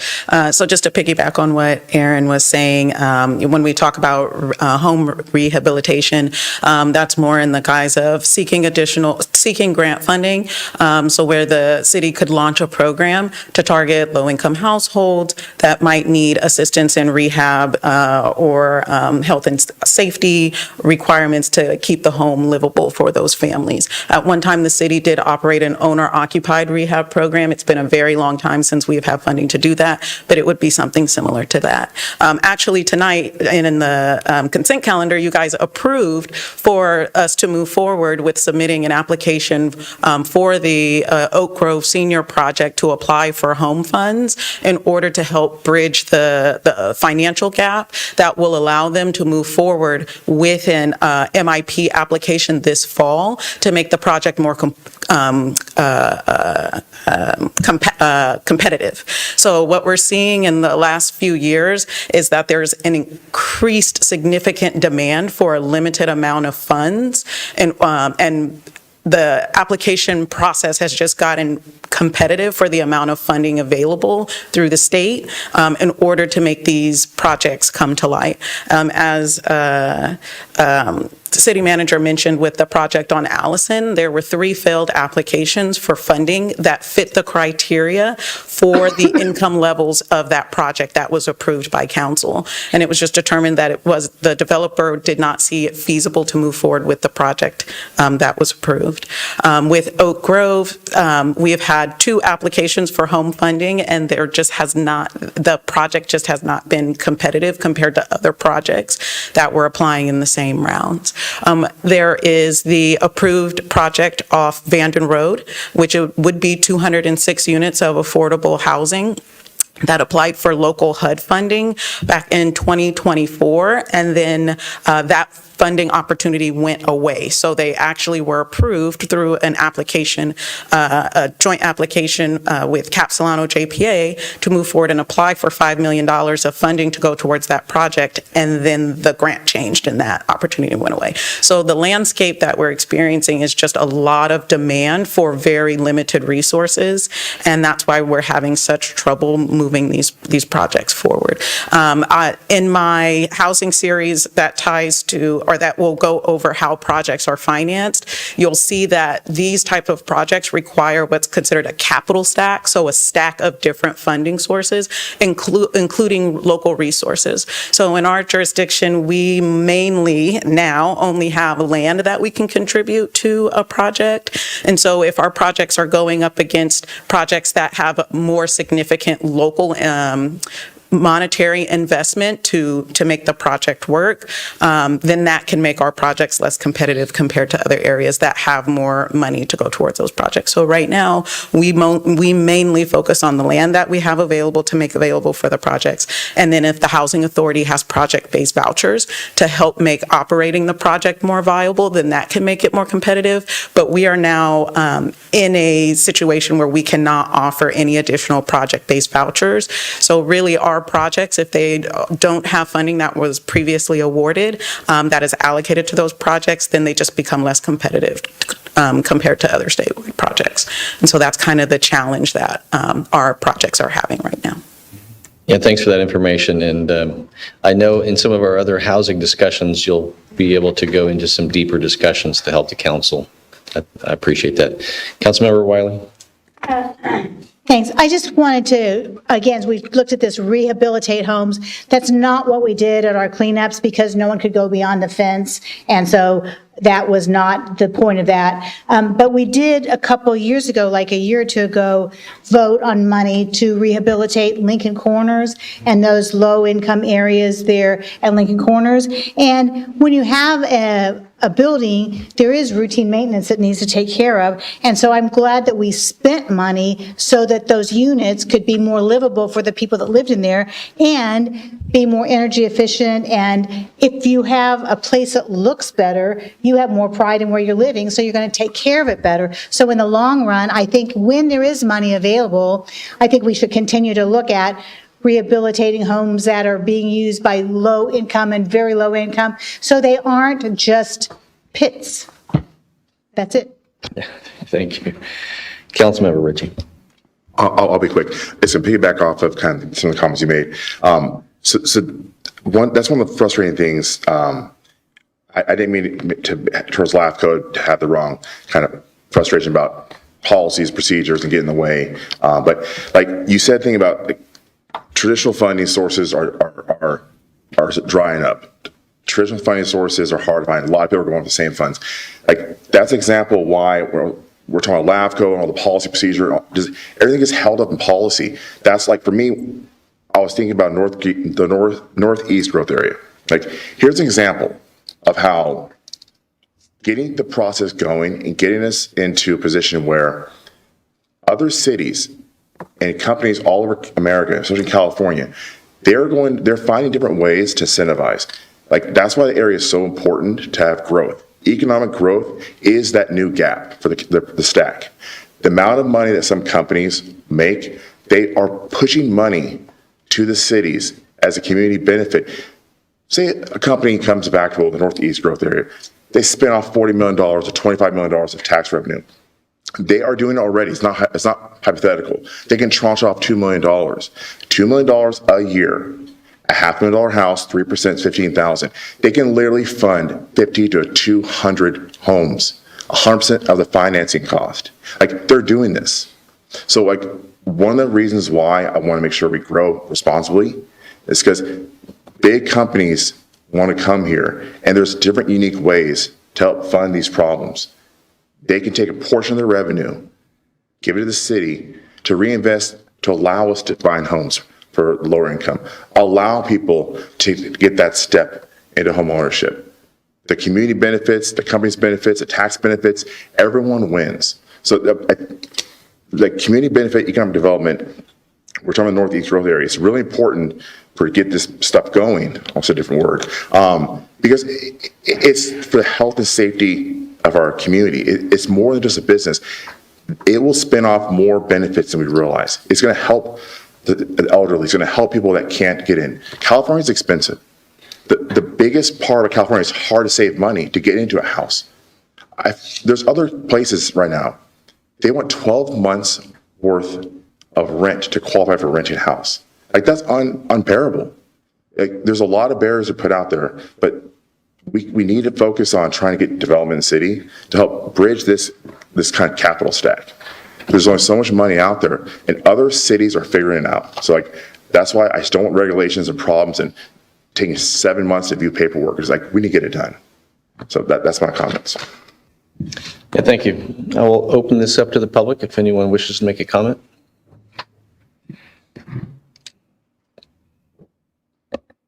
I wasn't going to speak tonight, but it's really a big problem if this city just builds houses that are really expensive for people who can afford it coming from the San Francisco area, and our own children cannot live in this town. They grew up here, they have deep roots, they cannot afford to live in this town because we cannot figure out how to find the funding for it. And there's got to be a way that we can do this. I know that the city has unanimously approved the pro-housing designation. Where are we with that? How quickly can we get this going? Because there is funding available through that too, because we then qualify for different things. So I know you guys want to do the right thing. I can see it, and it gets batted down, but we need to do something. My children can't live here. I'm getting older, my husband is getting older, we've lived here for about 30 years. You know, it benefits the whole community when the kids can be here, the grandkids can be here, they have jobs around here, they commute from other places to Vacaville. It's just unbelievable that we as a city continue to build expensive houses. I mean, there are articles in the newspapers around here that talk about Vacaville's McMansions. And you know what? It is that. So please, I know you guys can do it. I am all for you. I am just like, try harder.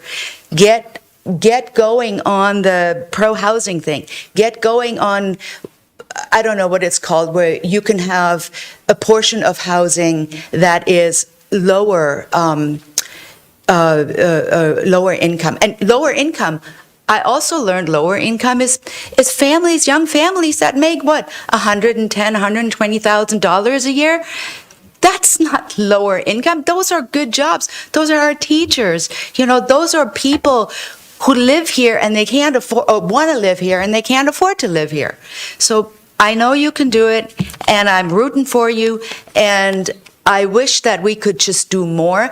But one thing I would say is, don't approve any more market rate housing or above market rate housing unless we can get some affordable housing going in here. Thank you. Thank you.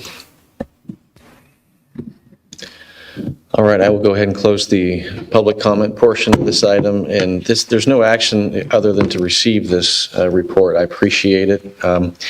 Clearly, I'm looking forward to further conversations when you bring back the housing discussions, because there's this connection between what is happening and what is desired. And we're hearing a lot of comments from the council. And my kids don't live here either. But we live in the Bay Area, and we become the place where everyone moves to because it's more affordable than where they're at. And we're central to two very large jobs-based areas. And so this is something that we have that San Francisco doesn't have, or other cities don't have, and it's the problem. So I appreciate the report. I hope that in the future what we can do is continue in these discussions to understand these projects and how we can apply for the grants that come forward. We're designated as pro-housing, but it's highly competitive right now, and we don't have redevelopment like we used to. So appreciate you adding to these comments, and thank you for your public comment. All right, we're going to go ahead and move on to item C. This next item is a resolution authorizing the city manager to execute a facility use agreement with the Vacaville Unified School District. And Management Analyst Scott Wagner and Parks and Rec Director Bruce Mulder are here to present.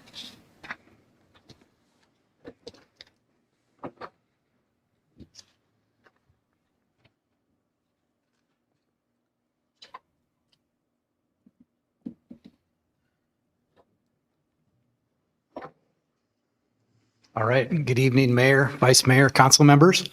This evening, we are here to talk about updating the agreement to our joint use facilities with Vacaville Unified School District. So I'm going to start with a little brief background. So the two agencies first started an agreement back in 1998, and that lasted through about 2009. And then the agencies entered into a new agreement in 2012. This agreement established a $5,000 credit for facility rentals.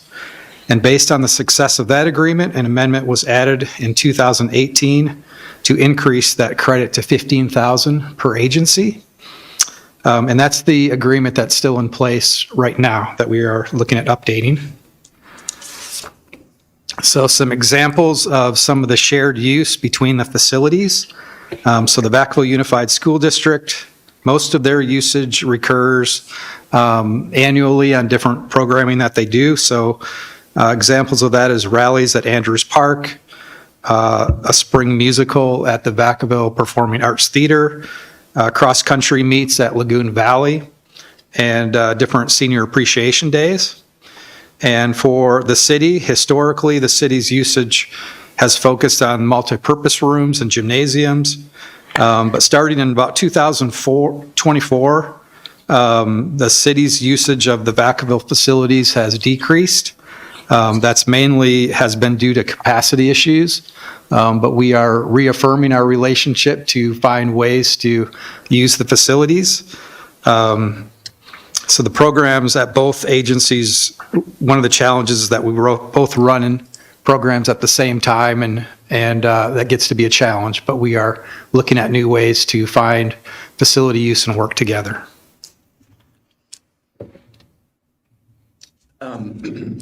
Good evening, Mayor, Vice Mayor, Council.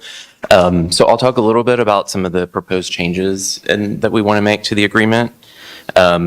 As Bruce mentioned, we started meeting, the two agencies started meeting again around October, and we just discussed some challenges with the current agreement and looked to just make some changes. So the biggest changes are we want to increase the credit to $20,000 per year, and part of the reason we're doing that is we want to try to give more optimistic about being able to use the facilities jointly, and so we want to give more opportunity for that to happen. The second big thing we're changing is previously we would allow unused credits to roll over each year, and so we decided to have them expire at the end of each fiscal year. And that'll just simplify some of the administrative overhead that staff on both sides have to do to keep track. And I think that was another reason why we felt like it was a good idea to increase the credit to $20,000, because if the credits expire each year, it at least gives us a big bank at the start of each fiscal year. And then the last big change we made is addressing direct costs. So direct costs are defined as staff time to operate the rented facility, cleaning and maintenance costs, and any materials and supplies that are used.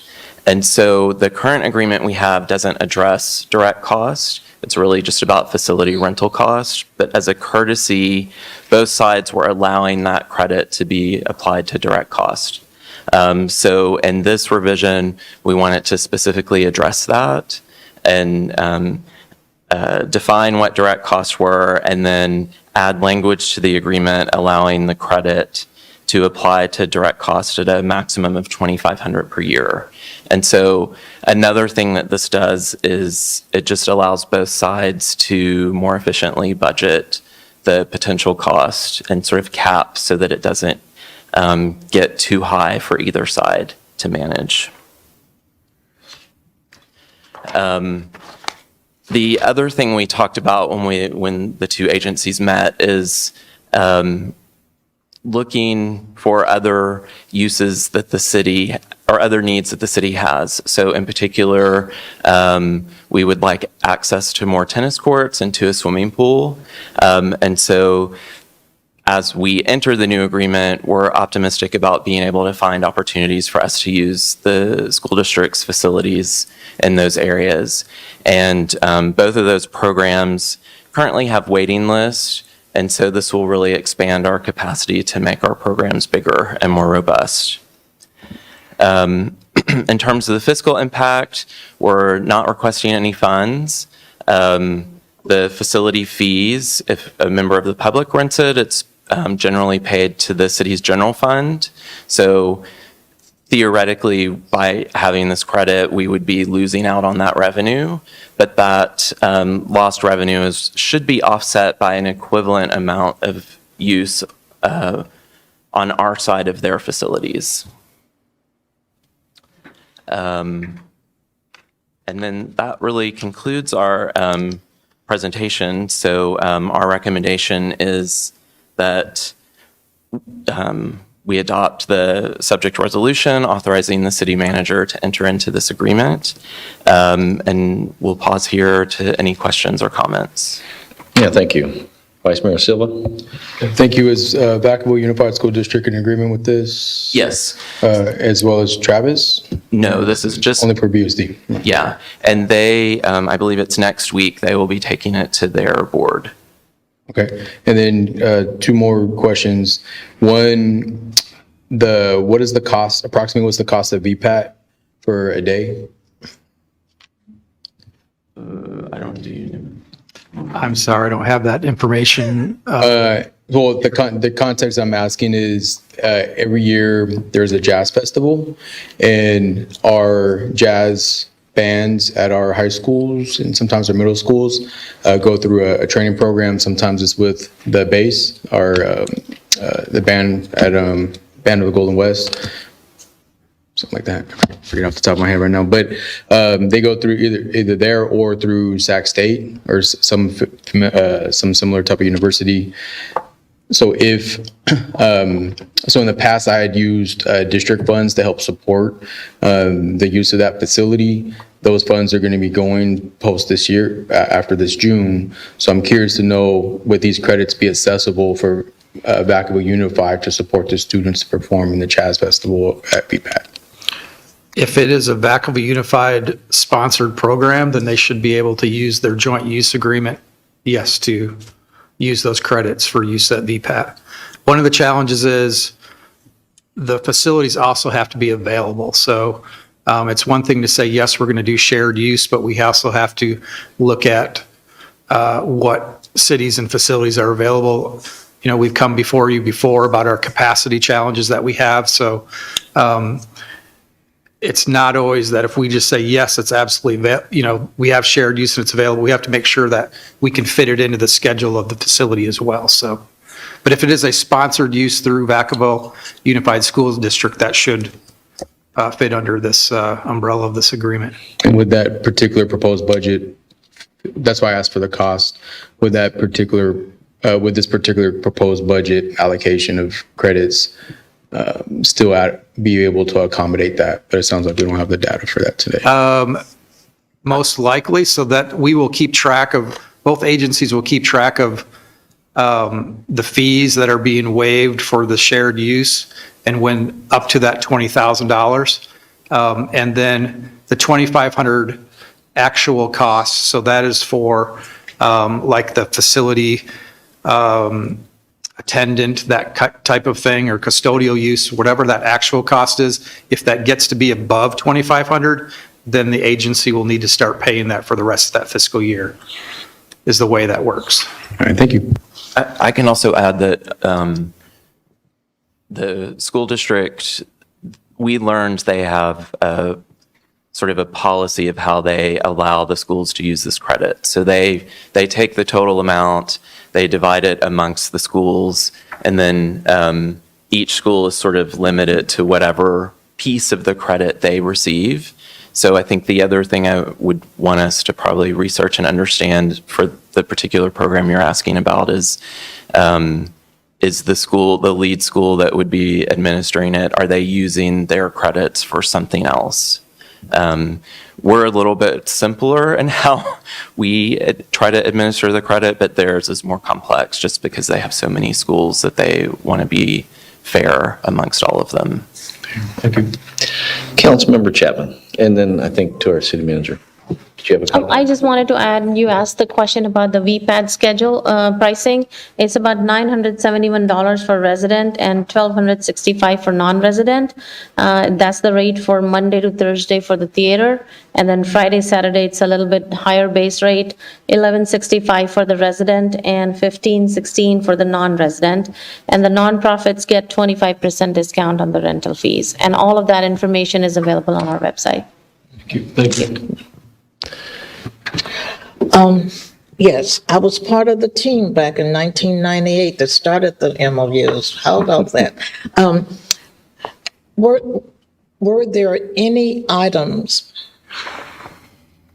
either from the school district or the city, that were not able to be addressed by one or the other?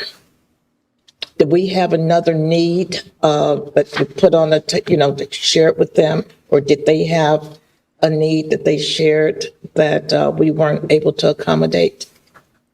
I don't think so. I think that, like Bruce mentioned, capacity on both sides sort of becomes an issue, and sort of figuring out the schedule of availability versus what we need. That's probably the biggest impediment, but I think they were very accommodating to things we asked for, and I hope they would say the same about us, because I think we really do want to try to make this work and expand the relationship where we can.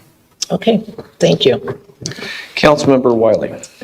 I make a motion to approve the subject resolution. Well, okay. Or do we have to have public comment? So what we do is I'll open up the public, and so we will have a motion in a second. I'll allow that to happen in the interest of time. Councilmember Ritchie, you better be fast. Yeah, really quick. A part of that is, so you guys meet next week with Travis Unified School District. When are you guys going to meet with Kairos Public Schools? Like, the Elm campus was technically on a lease with the Vacaville Unified School District, so that's going to fall by default under this agreement. But in District 2 on Roberts Ranch, that's an island. All the homes, all the kids out there, it's a far hike and dangerous way to get back to town. For parks, there's one park out there, and it's now connected to the Kairos Public Schools. Could you guys please prioritize talking to them?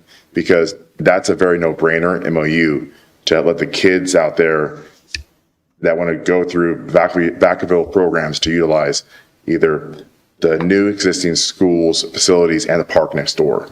So just please make sure that's a part of the conversation. Is this one facility? Because the other facilities can by default under this agreement. Yes, so Councilmember Ritchie, we are in active discussions with Kairos and also with Travis Unified School District. So we are working through. This one is with Vacaville Unified.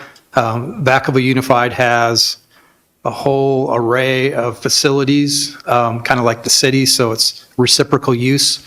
But we are working through what a joint use agreement would look like for Kairos and for Travis Unified as well. All right, I'm going to open up to the public for any comment. I will close it, and I will accept the motion in a second. All in favor? Aye. Thank you very much.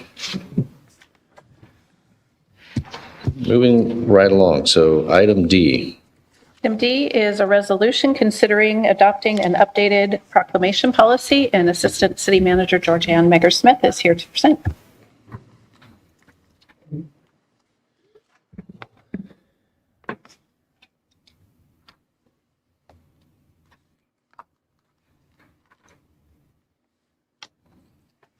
Good evening, Vice Mayor, got them backwards, Mayor Carly, Vice Mayor Silva, and council members. As the city clerk mentioned, this item is a resolution recommending the adoption of an updated proclamation policy.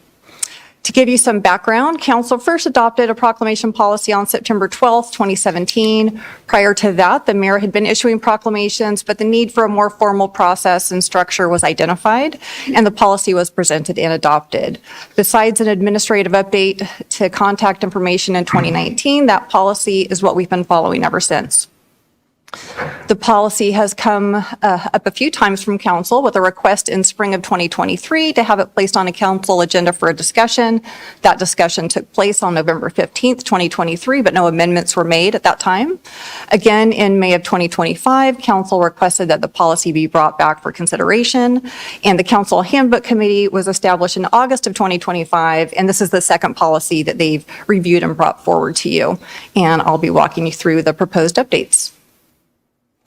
The city periodically receives a request from residents, organizations, and community stakeholders seeking ceremonial proclamations that recognize individuals, events, or awareness campaigns. Proclamations serve as an honorary acknowledgement and provide a formal means for the city to recognize contributions and milestones that are important to the community. The updated policy reaffirms that proclamations are honorary in nature and do not carry legislative or legal effect, nor do they constitute endorsement by the city or the city council. And so the proposed updates are intended to clarify eligibility criteria and acceptable categories for proclamations, and also subject matter exclusions based on the limits of government speech. The updates are also intended to define the authority of the mayor or designee in issuing proclamations, to streamline the administrative procedures and processing the requests, and to ensure consistency with the city council's strategic plan and governance practices.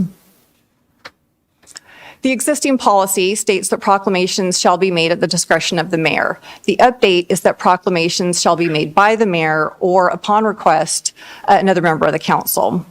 The existing policy also states that the mayor or council member may request a proclamation at a city council meeting, and the update is that that requirement that it happens at a council meeting has been eliminated. In addition to the policy is that once proclamations have been issued, they will be sent to the entire city council by the city clerk, and this serves to keep all council members informed. On the next, let's see, also, a list of examples of the types of proclamations by category will be provided as an attachment to the policy. The committee is proposing more clearly defined categories for which proclamations may be issued, and the goal is really to promote consistency, transparency, and fairness in reviewing proclamation requests. You can see the categories before you on the screen. And also, you'll see a list of exclusions, and proclamations will not be issued for these. The goal of this update is to minimize ambiguity and support objective decision-making. That really is the bulk of the presentation, and while I am presenting the policy updates, we do have the full council handbook committee here, and that includes council members Wiley, Freeman, and Chapman, and we'll all be happy to answer any questions you might have.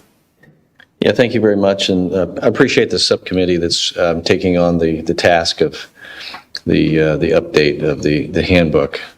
Again, being on a subcommittee, be careful what you wish for, right? It's working through the details on policy. I think when I look at this, and again, maybe what I need to do is hear from if there's any specific on the subcommittee. I think, overall, understanding that, we've gone down the path with policy for what we've done in the past. This is another policy. I think it's just important to have clear direction. The only thing that I found that may not be as durable is it tends, there's some language that I saw that it tends to create a dual authority and how to clean it up. And part of that is on, let's see, it's going to be on page 7 of the 12. It really is the policy statement, intent, and then the policy. The sentence reads, and I don't know if you have that to our city attorney, it's the policy of the city of Vacaville that the proclamation of certain days or periods of time shall be made, and then there's strikeout and underlining some of addition. The only thing I found in this was it adds some ambiguity as far as, how this actually can be applied and interpreted, and I tried to take the lens of forget about any of us, and it's 8 years down the road, and it could read in a certain way that could be misinterpreted. So sometimes that's just pure language cleanup. That was really the essence of this policy. The only thing that I found that I thought needed to be clarified, and it could be done in a matter of different ways. I had written down a couple notes. The designee, how does the mayor get to the designee? Because then the way it reads by the mayor. And so I had considered an alternative in that next piece of the sentence where the underline and strikeout is. So where it says, or upon request, another member of the city council designee, okay, who determines that designee? And so maybe just some clarification at the end of that, just as directed by the mayor or as something so that is understood. So members of the subcommittee, you're probably the most connected with the work that you did, and so maybe you could provide some clarity or some understanding there. I would be more than happy to. Sure. I don't even have, where is the policy? Hold on. It's on page 1079. You go to the main thing.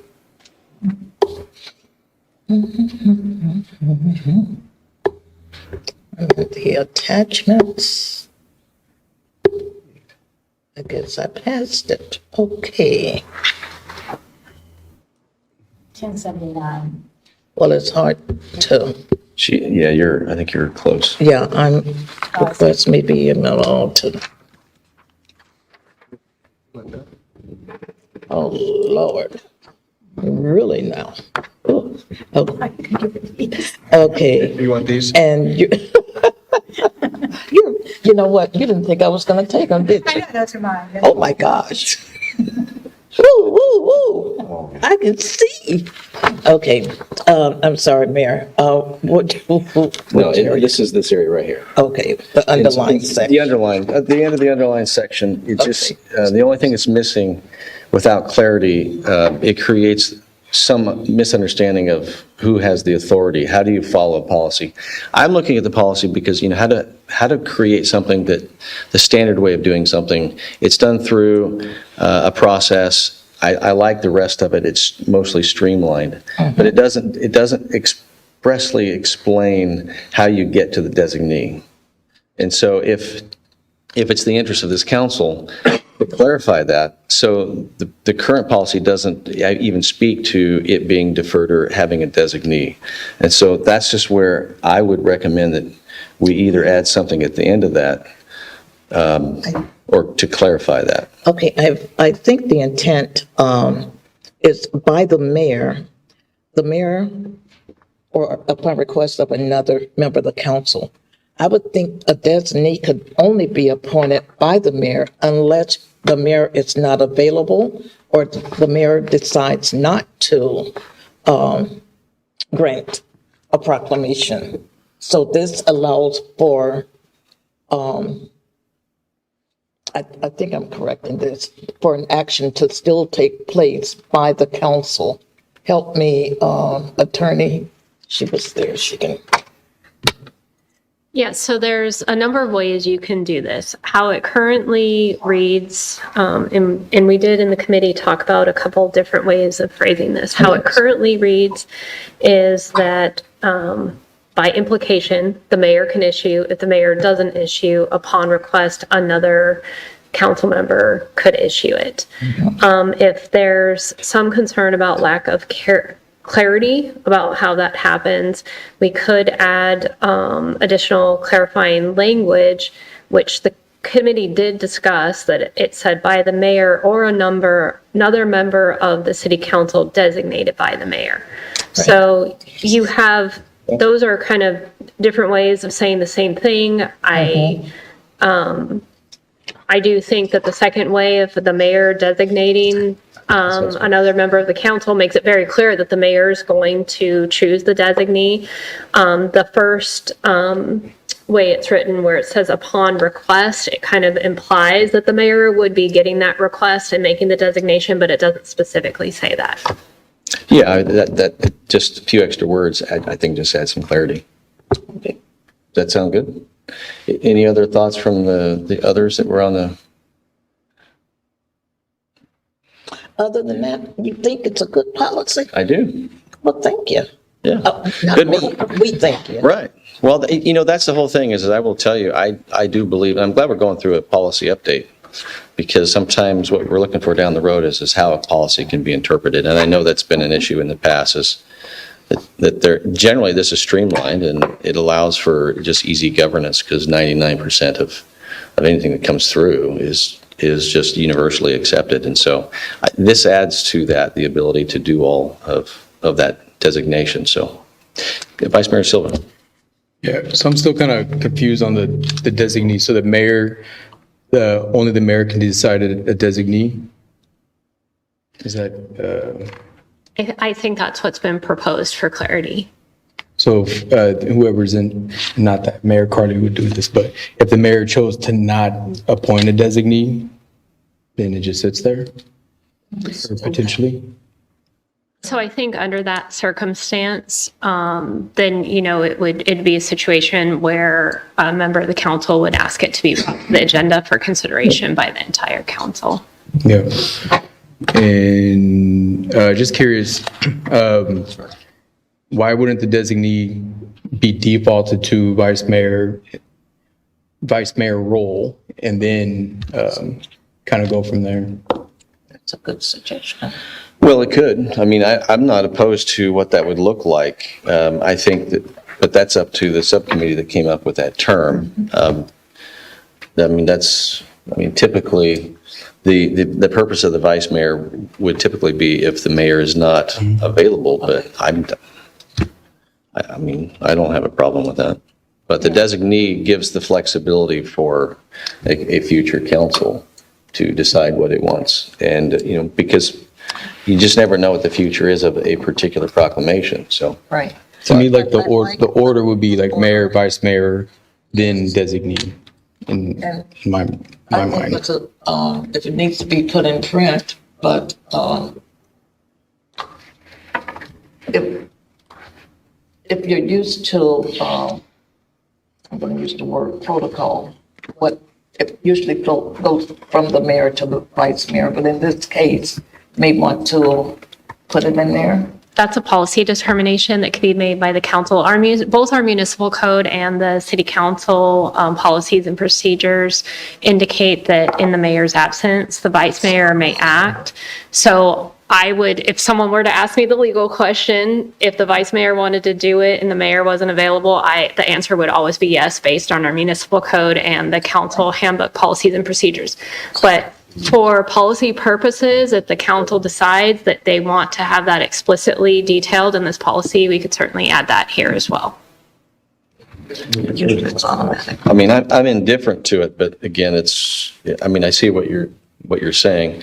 Typically, sorry, go ahead. Typically, like on other issues, I tend over the course of the year, if I'm not available, I've usually communicated with the vice mayor to it.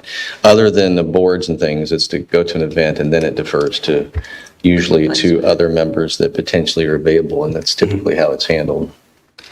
So, Councilmember Wyland? I just would like some clarification then. Are we suggesting shall be made by the mayor or vice mayor or another member of the city council that's designated? I mean, are we adding vice mayor, or are we replacing vice mayor with designee with vice mayor? I would say it would be fine to leave them all in there, just because if there was something that the vice mayor was out of town, the mayor was out of town, the vice mayor was at a meeting, then that just gives you the ability to have the proclamation done in a timely manner. Yeah, I mean, if you So want that's why I that just level of, clarify. That's my suggestion, to do three. Yeah, I don't have a problem with that, because all that's doing is cascading down to what we're normally Right. doing anyway, just providing that clarity. Clarity. So, Just do you think you have what? Yes, I would just recommend when the motion's made that we acknowledge those changes and we can kind of do what we did with the commission appointment policy. I'll take that direction, implement it in, and then we'll finalize it. Okay.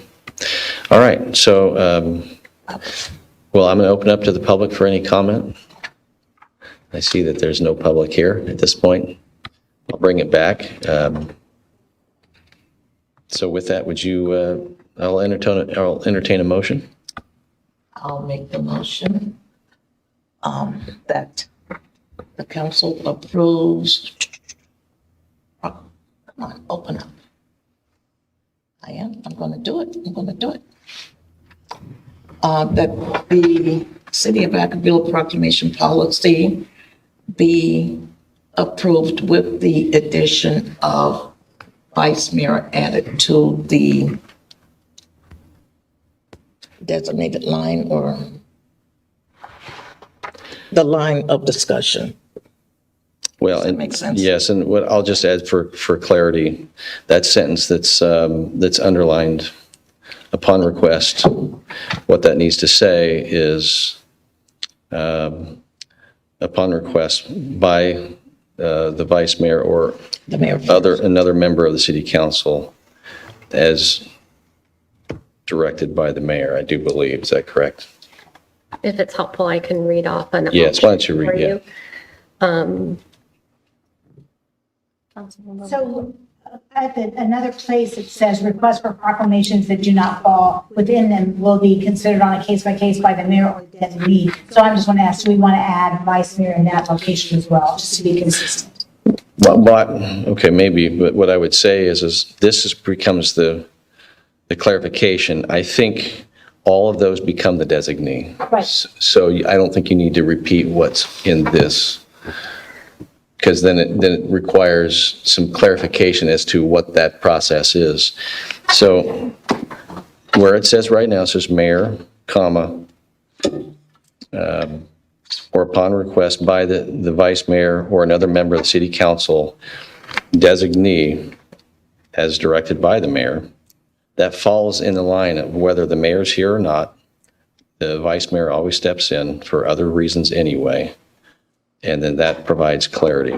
But I know, but on the next page, it says the same thing. So I would just add it in that other place as well, just because if we're adding it there, we should add it in the other place. Where it says request for proclamations that do not fall within the criteria categories listed will be considered on a case-by-case by the mayor, vice mayor, or designee. So on that particular case, what I would say, for clarity, that it does not, this creates ambiguity. I would say strike that and you just put a period after the mayor, because the request for proclamations that do not fall within the criteria, this is an instruction that is not associated with the front end of the policy. This is just trying to give information on proclamations may be issued for the following. So the authority piece of that policy is already explained. I would say that piece needs to be stricken and just period at the end of the mayor. That was a reason for that. Oh, go ahead. I would just say that's another policy determination to be made by the council, so it is different. What that section talks about is anything that doesn't fall within the parameters of the policy can be considered on a case-by-case basis. The policy determination the council would need to make is if you want only the mayor to be able to make that determination on a case-by-case basis, or if you also want the mayor, vice mayor, or a designee to be able to have that same authority to make that determination on a case-by-case basis. Right, and which does not fall within the criteria. We're recommending that any policy being submitted, it would go to our clerk of the board, correct? And then she would check to make sure that the proclamation meets the criteria. And then if it doesn't, it's not going to go in, it won't come on to you. Right, and so in the past, the way it was done is the city clerk would review these, and the majority of everything is just handled as a business item. And normally what that was meant to be is a point of contact between city staff and the mayor's position to have that discussion. What do you want to do with that? And so that's the reason why that was in there. Yeah. So, I mean, requests for proclamations that do not fall within the categories listed above will be considered on a case-by-case basis. I mean, you could just simply say period. That's as streamlined and simple because the process of how we would go about them is determined in that earlier sentence. So you could simply put a period right there and strike by the mayor or the designee because the point is already made based upon the categories that we as a council adopt. Councilmember Wiley? All right, I think that would be fine with your suggestion, but it's really important to have that because I was concerned when we started listing things because there's always something that comes up that doesn't fall within there. And so I just want us to be able to have that ability to consider something on a case-by-case basis, and it would be, the city council would bring it and we would discuss it and decide about it then. Well, again, that's an unspoken issue. It's in the policy from the past because this was an issue back in 2017, 2018. And so the point is to have somebody on the council to help the city clerk create an understanding if the interpretation of the policy needed some more clarification. That was the only reason why it was in there from 2018. And the reason is because if it didn't meet that criteria, it would then come to the representative of the council. So. Well, if we leave it there, then future board council members, it'll be clear to them for clarity purposes. Yeah, that's fine. We can do that. Okay, so with that, You want to read back what our motion, what, yeah. Well, I just want to make sure I understand on that point. Are we putting a period after case-by-case basis, or do you want to include mayor, vice mayor, or designee on that sentence? On a case-by-case basis. We said for clarity purposes for future council. Leave it there. Period after case by case. Okay. Okay, so the proposed amendment to the language in the section that says policy is that it is the policy of the city of Vacaville that proclamation of certain days or periods of time shall be made by the mayor, the vice mayor, or by another member of the city council designated by the mayor, designee, in accordance with the criteria specified in this policy, period.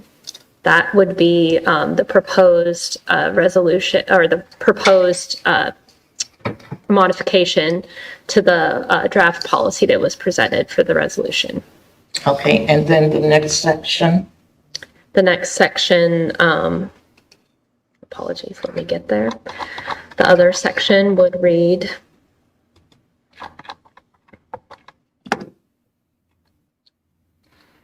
requests for proclamations that do not fall within the criteria, or I'm sorry, the categories listed above will be considered on a case-by-case basis, period.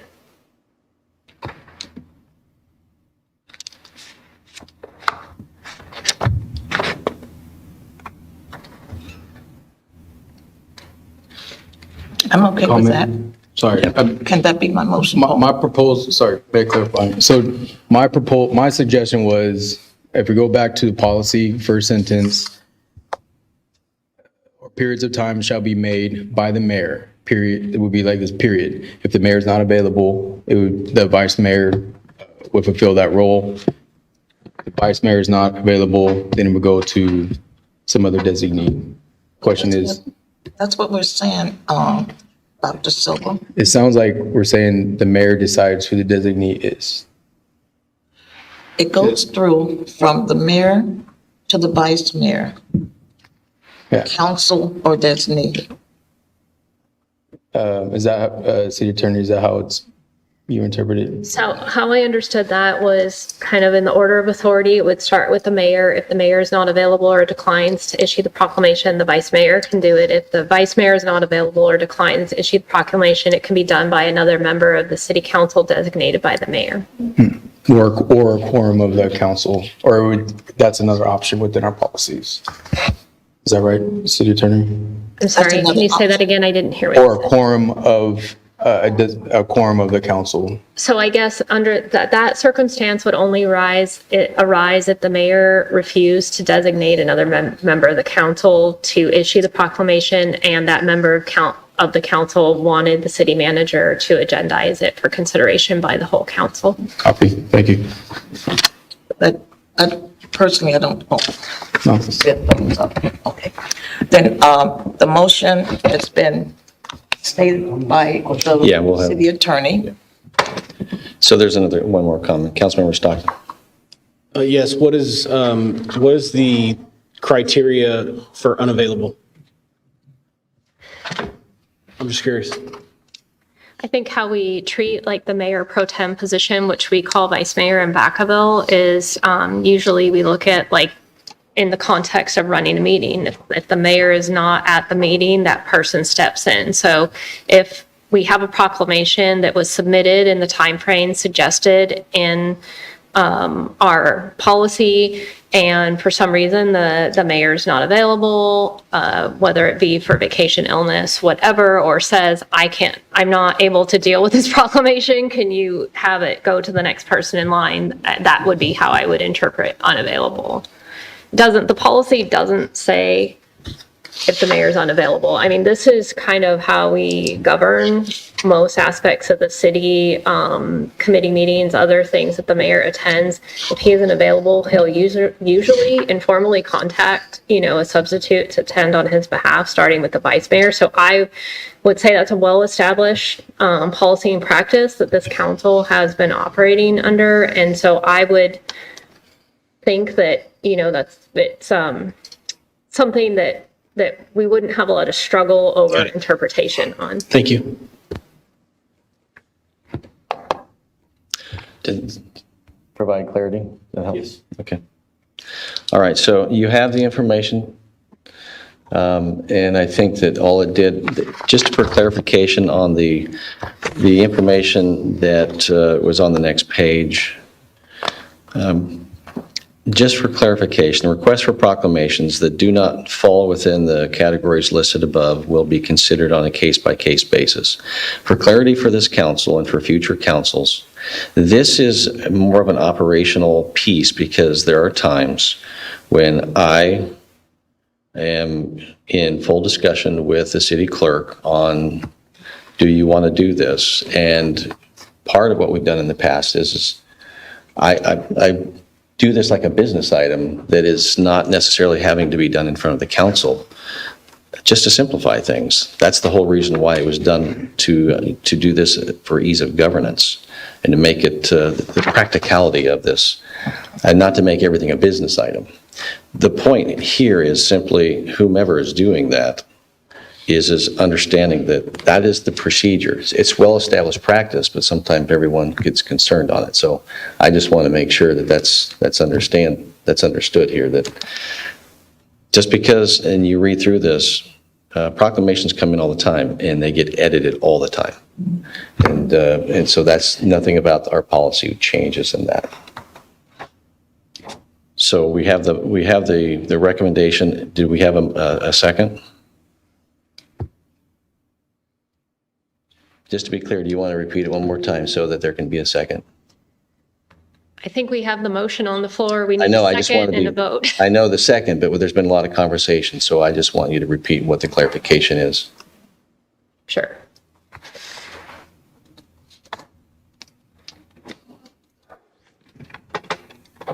So the new language that's going to be put into the policy is, it is the policy of the City of Vacaville that proclamation of certain days or periods of time shall be made by the mayor, comma, the vice mayor, comma, or by another member of the city council designated by the mayor, parentheses, designee, in accordance with the criteria specified in this policy, period. So, okay. And I will happily second it. I was just wishing that it was two people from the committee, that were working. Right. I was waiting to see if someone outside the committee, yeah, just for, it didn't look like we were, seconding our own work. You guys are in a Well, group down there. so with that, I just want to make one more clarification. At where it says by the mayor and or, comma, upon request, the vice mayor or another member of the city council. Does that change it? It's not going to say upon request. I didn't hear that that's what you all wanted. So what it's going to say, by the mayor, comma, vice mayor, comma, or by another member of the city council designated by the mayor.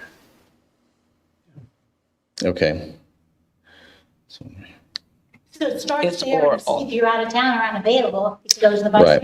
mayor. Well, but that's standard practice anyway. So just for simplicity, if we're going to do that, then it should just say what is here, mayor or, comma, upon request, another member of the city council as designated by the mayor.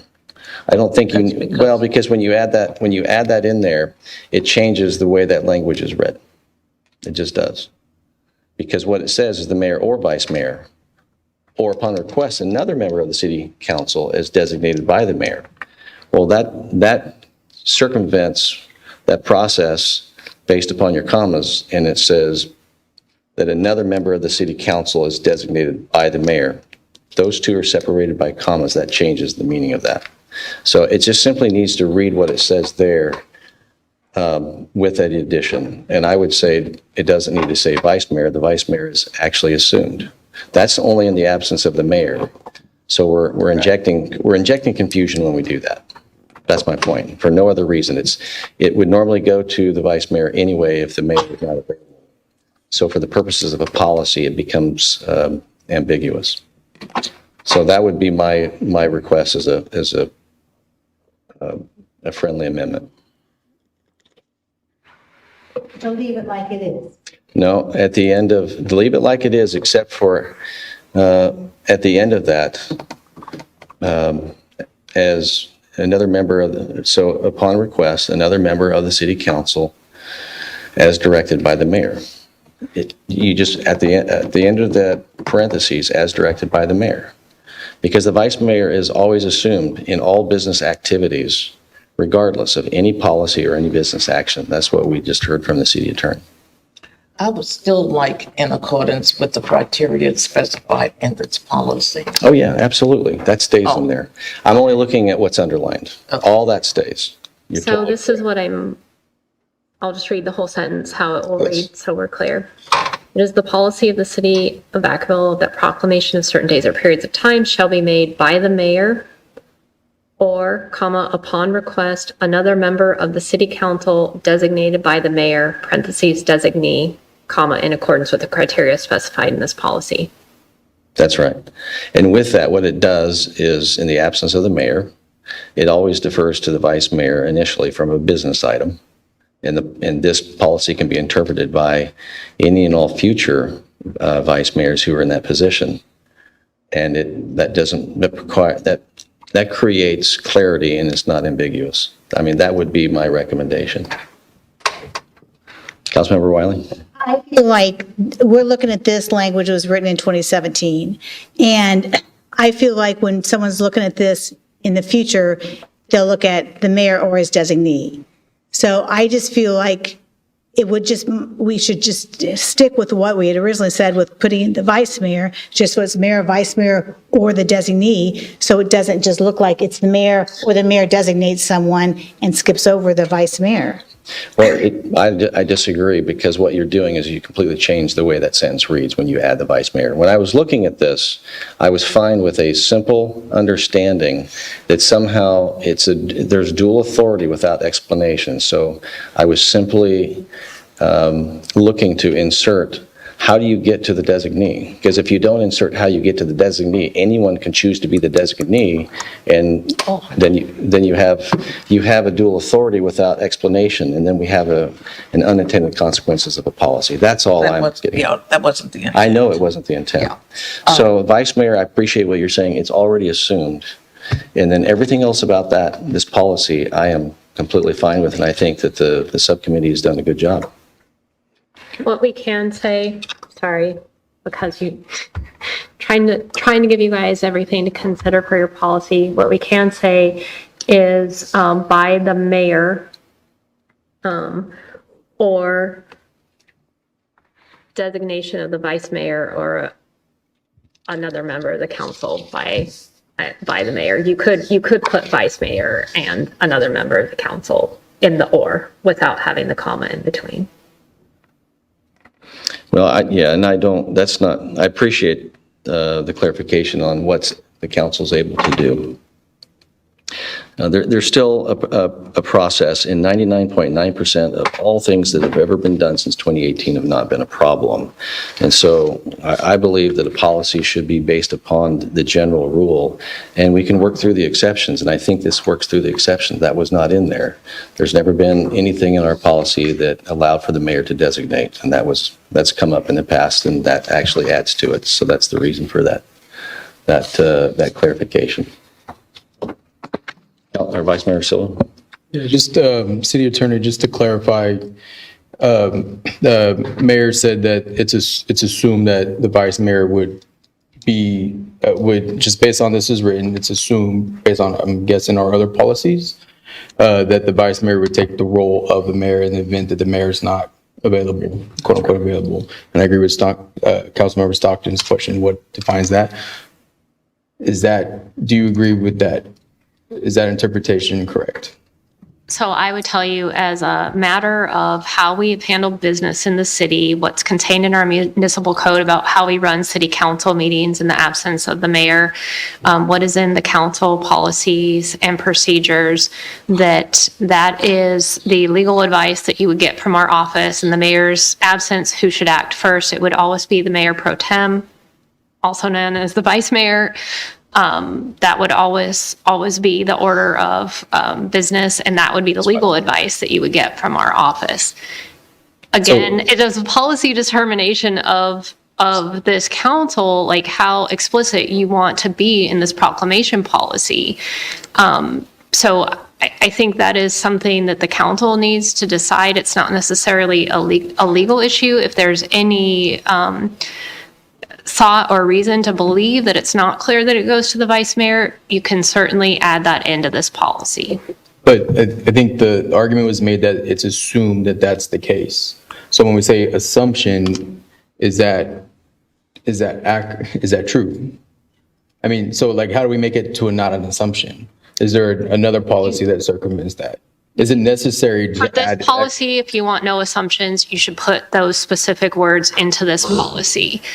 But what I am trying to be clear about, and I apologize if my answer seems non-responsive, if anyone were to ask me who acts in the mayor's absence on anything, whether it be a proclamation, a city council meeting, anything, the legal advice from our office would be that it's the vice mayor or the mayor pro tem.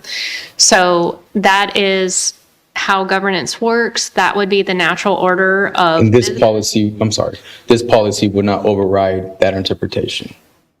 No, but you It's could also interpreted put it explicitly in this policy if we need to have the order, if the policy determination by this council is that you want it to be explicit about that, you can certainly put that into this policy. Thank you. It's not necessary. Yeah, I don't think it's necessary. I think it's pretty clear the reason for the vice mayor is necessary in all cities. And that seems to be what, I mean, for the most part, to be, I don't want to say in line with other jurisdictions, but I think even within our municipal code, the role of appointing a vice mayor is very clear in what we do. So I don't think that that's necessary. Listen, I know that there's a motion. I'll make a motion unless that is there is a second on that. That it says what is listed here, but at the discretion or at the direction of the mayor. To our city attorney. Yeah, I just want to make sure we had a motion on the adopting the resolution as amended, as we discussed, and a second. We didn't take a vote on. Oh, there was a second? I didn't hear the second. Yeah, I think both Councilmember Wiley and Councilmember Ritchie indicated a second. So if you want to make a friendly amendment to that motion, we would need to kind of go through that, see if the council wants to do that. If they do, then we would vote on that. Well, yeah, the friendly amendment is to not to create ambiguity. So to not have to inject the vice mayor into this policy, another member of the council or designee is clear enough in my view, and I would just ask as a friendly amendment that it just simply reads the way it does at the direction of the mayor, and you don't have to, and you can strike out the vice mayor portion on the front end of that. So the motion was made by who? I made the motion. You made the motion. Would you accept that? Accept the friendly motion to accept the proposed policy as written. So To I didn't understand that. approve the proposed policy as written, as presented. Okay. You said with no change. Okay, no, that's not what I said. You said without, no, you said without the vice Okay. mayor, right? So All right. if I could help. You could help here because I have asked for not as written. The change that I'm asking is the motion was to add the vice mayor. And what I'm saying is a friendly amendment, you don't need to add the vice mayor and just eliminate that portion. That's what I've said. Okay. And eliminating the vice mayor takes it back to what was presented. Mostly because there's a directive at the end of it. Oh, excuse me. So what I understand the friendly amendment to be by the mayor or comma upon request, another member of the city council as designated by the mayor, parentheses, designee, period, or not period, in accordance. In accordance with it, yes. That's the friendly amendment ask. Do you accept that? Just tell me what comes after another member of the city council. Designated by the mayor. Designated by the mayor. Or another, oh, wait a minute. Wait. So another member of the city council would have to be designated by the mayor? Well, yes, otherwise who decide, then. Be the vice mayor. Is that? So that's what the proposed change to the draft has been that we've been discussing. It was motion, seconded, and now he's making the amendment to remove vice mayor. Yeah, the only change was to remove the vice mayor Right. based upon. the vote. Okay, with that, I would not like to accept that Okay. friendly. Okay, so then what we'll have is, so if you By won't the accept it, mayor. then we have a vote. Okay, the motion, if I don't accept your friendly, Then you have a motion and a second, so then it's a vote. oh, okay. So we have a motion and a second, so I'll call for the question. Okay, Well, we don't have to worry about calling the question because we're actually at a point to vote. We don't need to end the discussion. I actually asked for a roll call, so we don't need to call the question. So, same thing. yeah. So we'll have a roll call. Just need to clarify where we're at with this. The motion on the table right now is to adopt the policy with the amendment that the section that says policy of the City of Vacaville, that proclamation of certain days or periods of time shall be made by the mayor, comma, vice mayor, comma, or by another member of the city council designated by the mayor, parentheses, designee, comma, in accordance with the criteria specified in this policy. Yes, that's the motion. Right, and you have a second, so roll call. Councilmember Stockton? No. Councilmember Ritchie? Yes. Councilmember Chapman? Yes. Councilmember Freeman? Yes. Councilmember Wiley? Vice Mayor Silva? Yes. Mayor Carley? No. So hopefully in the future, there's a clear understanding that what I'm wanting is there isn't dual authority in trying to decide, because hypothetically, the way it could be written, it just says the mayor, the vice mayor, or upon request, another member of the city council designated by the mayor. But what you did is you separated it based on that vote, and you said the mayor or the vice mayor. So that in the future, it just gives authority to the mayor and the vice mayor. And if I may share. So what I'm just I saying, did that's the was- reason. Hold on. I didn't say the mayor or. It's mayor, comma, vice mayor, comma, goes on. So it's like a rank order. It's a rank order. All right, well, I mean, the vote is done. It's clarified. No, the vote is done. The problem is in trying to understand a policy, hopefully that won't be misunderstood in the future. Right. That the entire process is by the mayor. And if it's not the mayor, yes, in the absence of the vice mayor, that would be managed anyway. But you put it in there, and so it says the mayor or the vice mayor, comma, another member. Or. Right. Well, Or. right. So what you basically did is you just voted to make the mayor and the vice mayor have the same authority. No. Potentially you did. No. Potentially you did. No. Well, it's all in how you interpret. It's a rank, right. Right. Matter of interpretation. Yeah. And what it is, it's a rank order. I have a question. Yeah. Would the city attorney be willing to put together some examples of how this policy that we just voted on is going to actually play out if a request comes to the city clerk for proclamation or from a council member or a member of the public, how it will work? Like an example, step-by-step flow chart of what we just approved. I just want to make sure that I understand it correctly because there still seems to be some confusion with the current voted upon language. Sure. So we can definitely put that in writing. How I understand what the council just adopted is a request can come in either directly to the mayor, by a city council member, or a member of the public. A request can also come in to the city clerk through the city's web page. When that happens, the city clerk will take the proclamation, will consider it, look at the policy criteria, make sure it complies with the criteria in the policy. If it does, it'll be forwarded to the mayor for signature and issuance. If the mayor does not want to or is not available to issue it, he can designate it to the vice mayor and or another member of the council to issue the proclamation. If there is a proclamation that comes in based on what you adopted that doesn't meet the criteria, it'll be considered on a case-by-case basis, period. We didn't say by who. How I would handle that would be the same way. We would have the city clerk look at it, determine if there's anything illegal in it, probably vet it through our office. If it's found to be legally sufficient and not against any council adopted policy, if it didn't meet the four corners of our categories or criteria in this policy, it would then be sent to the mayor to consider if he wants to issue it. If the mayor doesn't wish to issue it, then he can designate it to the vice mayor or another member of the council. Okay. But it's not automatic.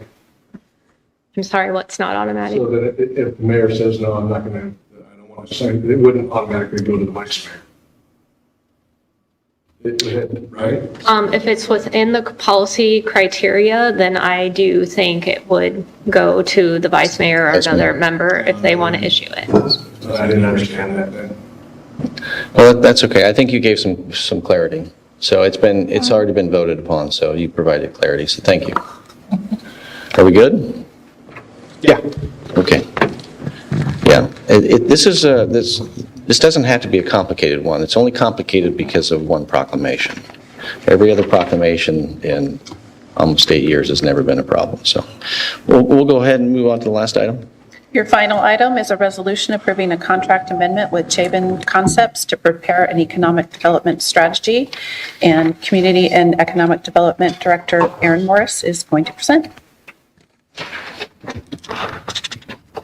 Last item.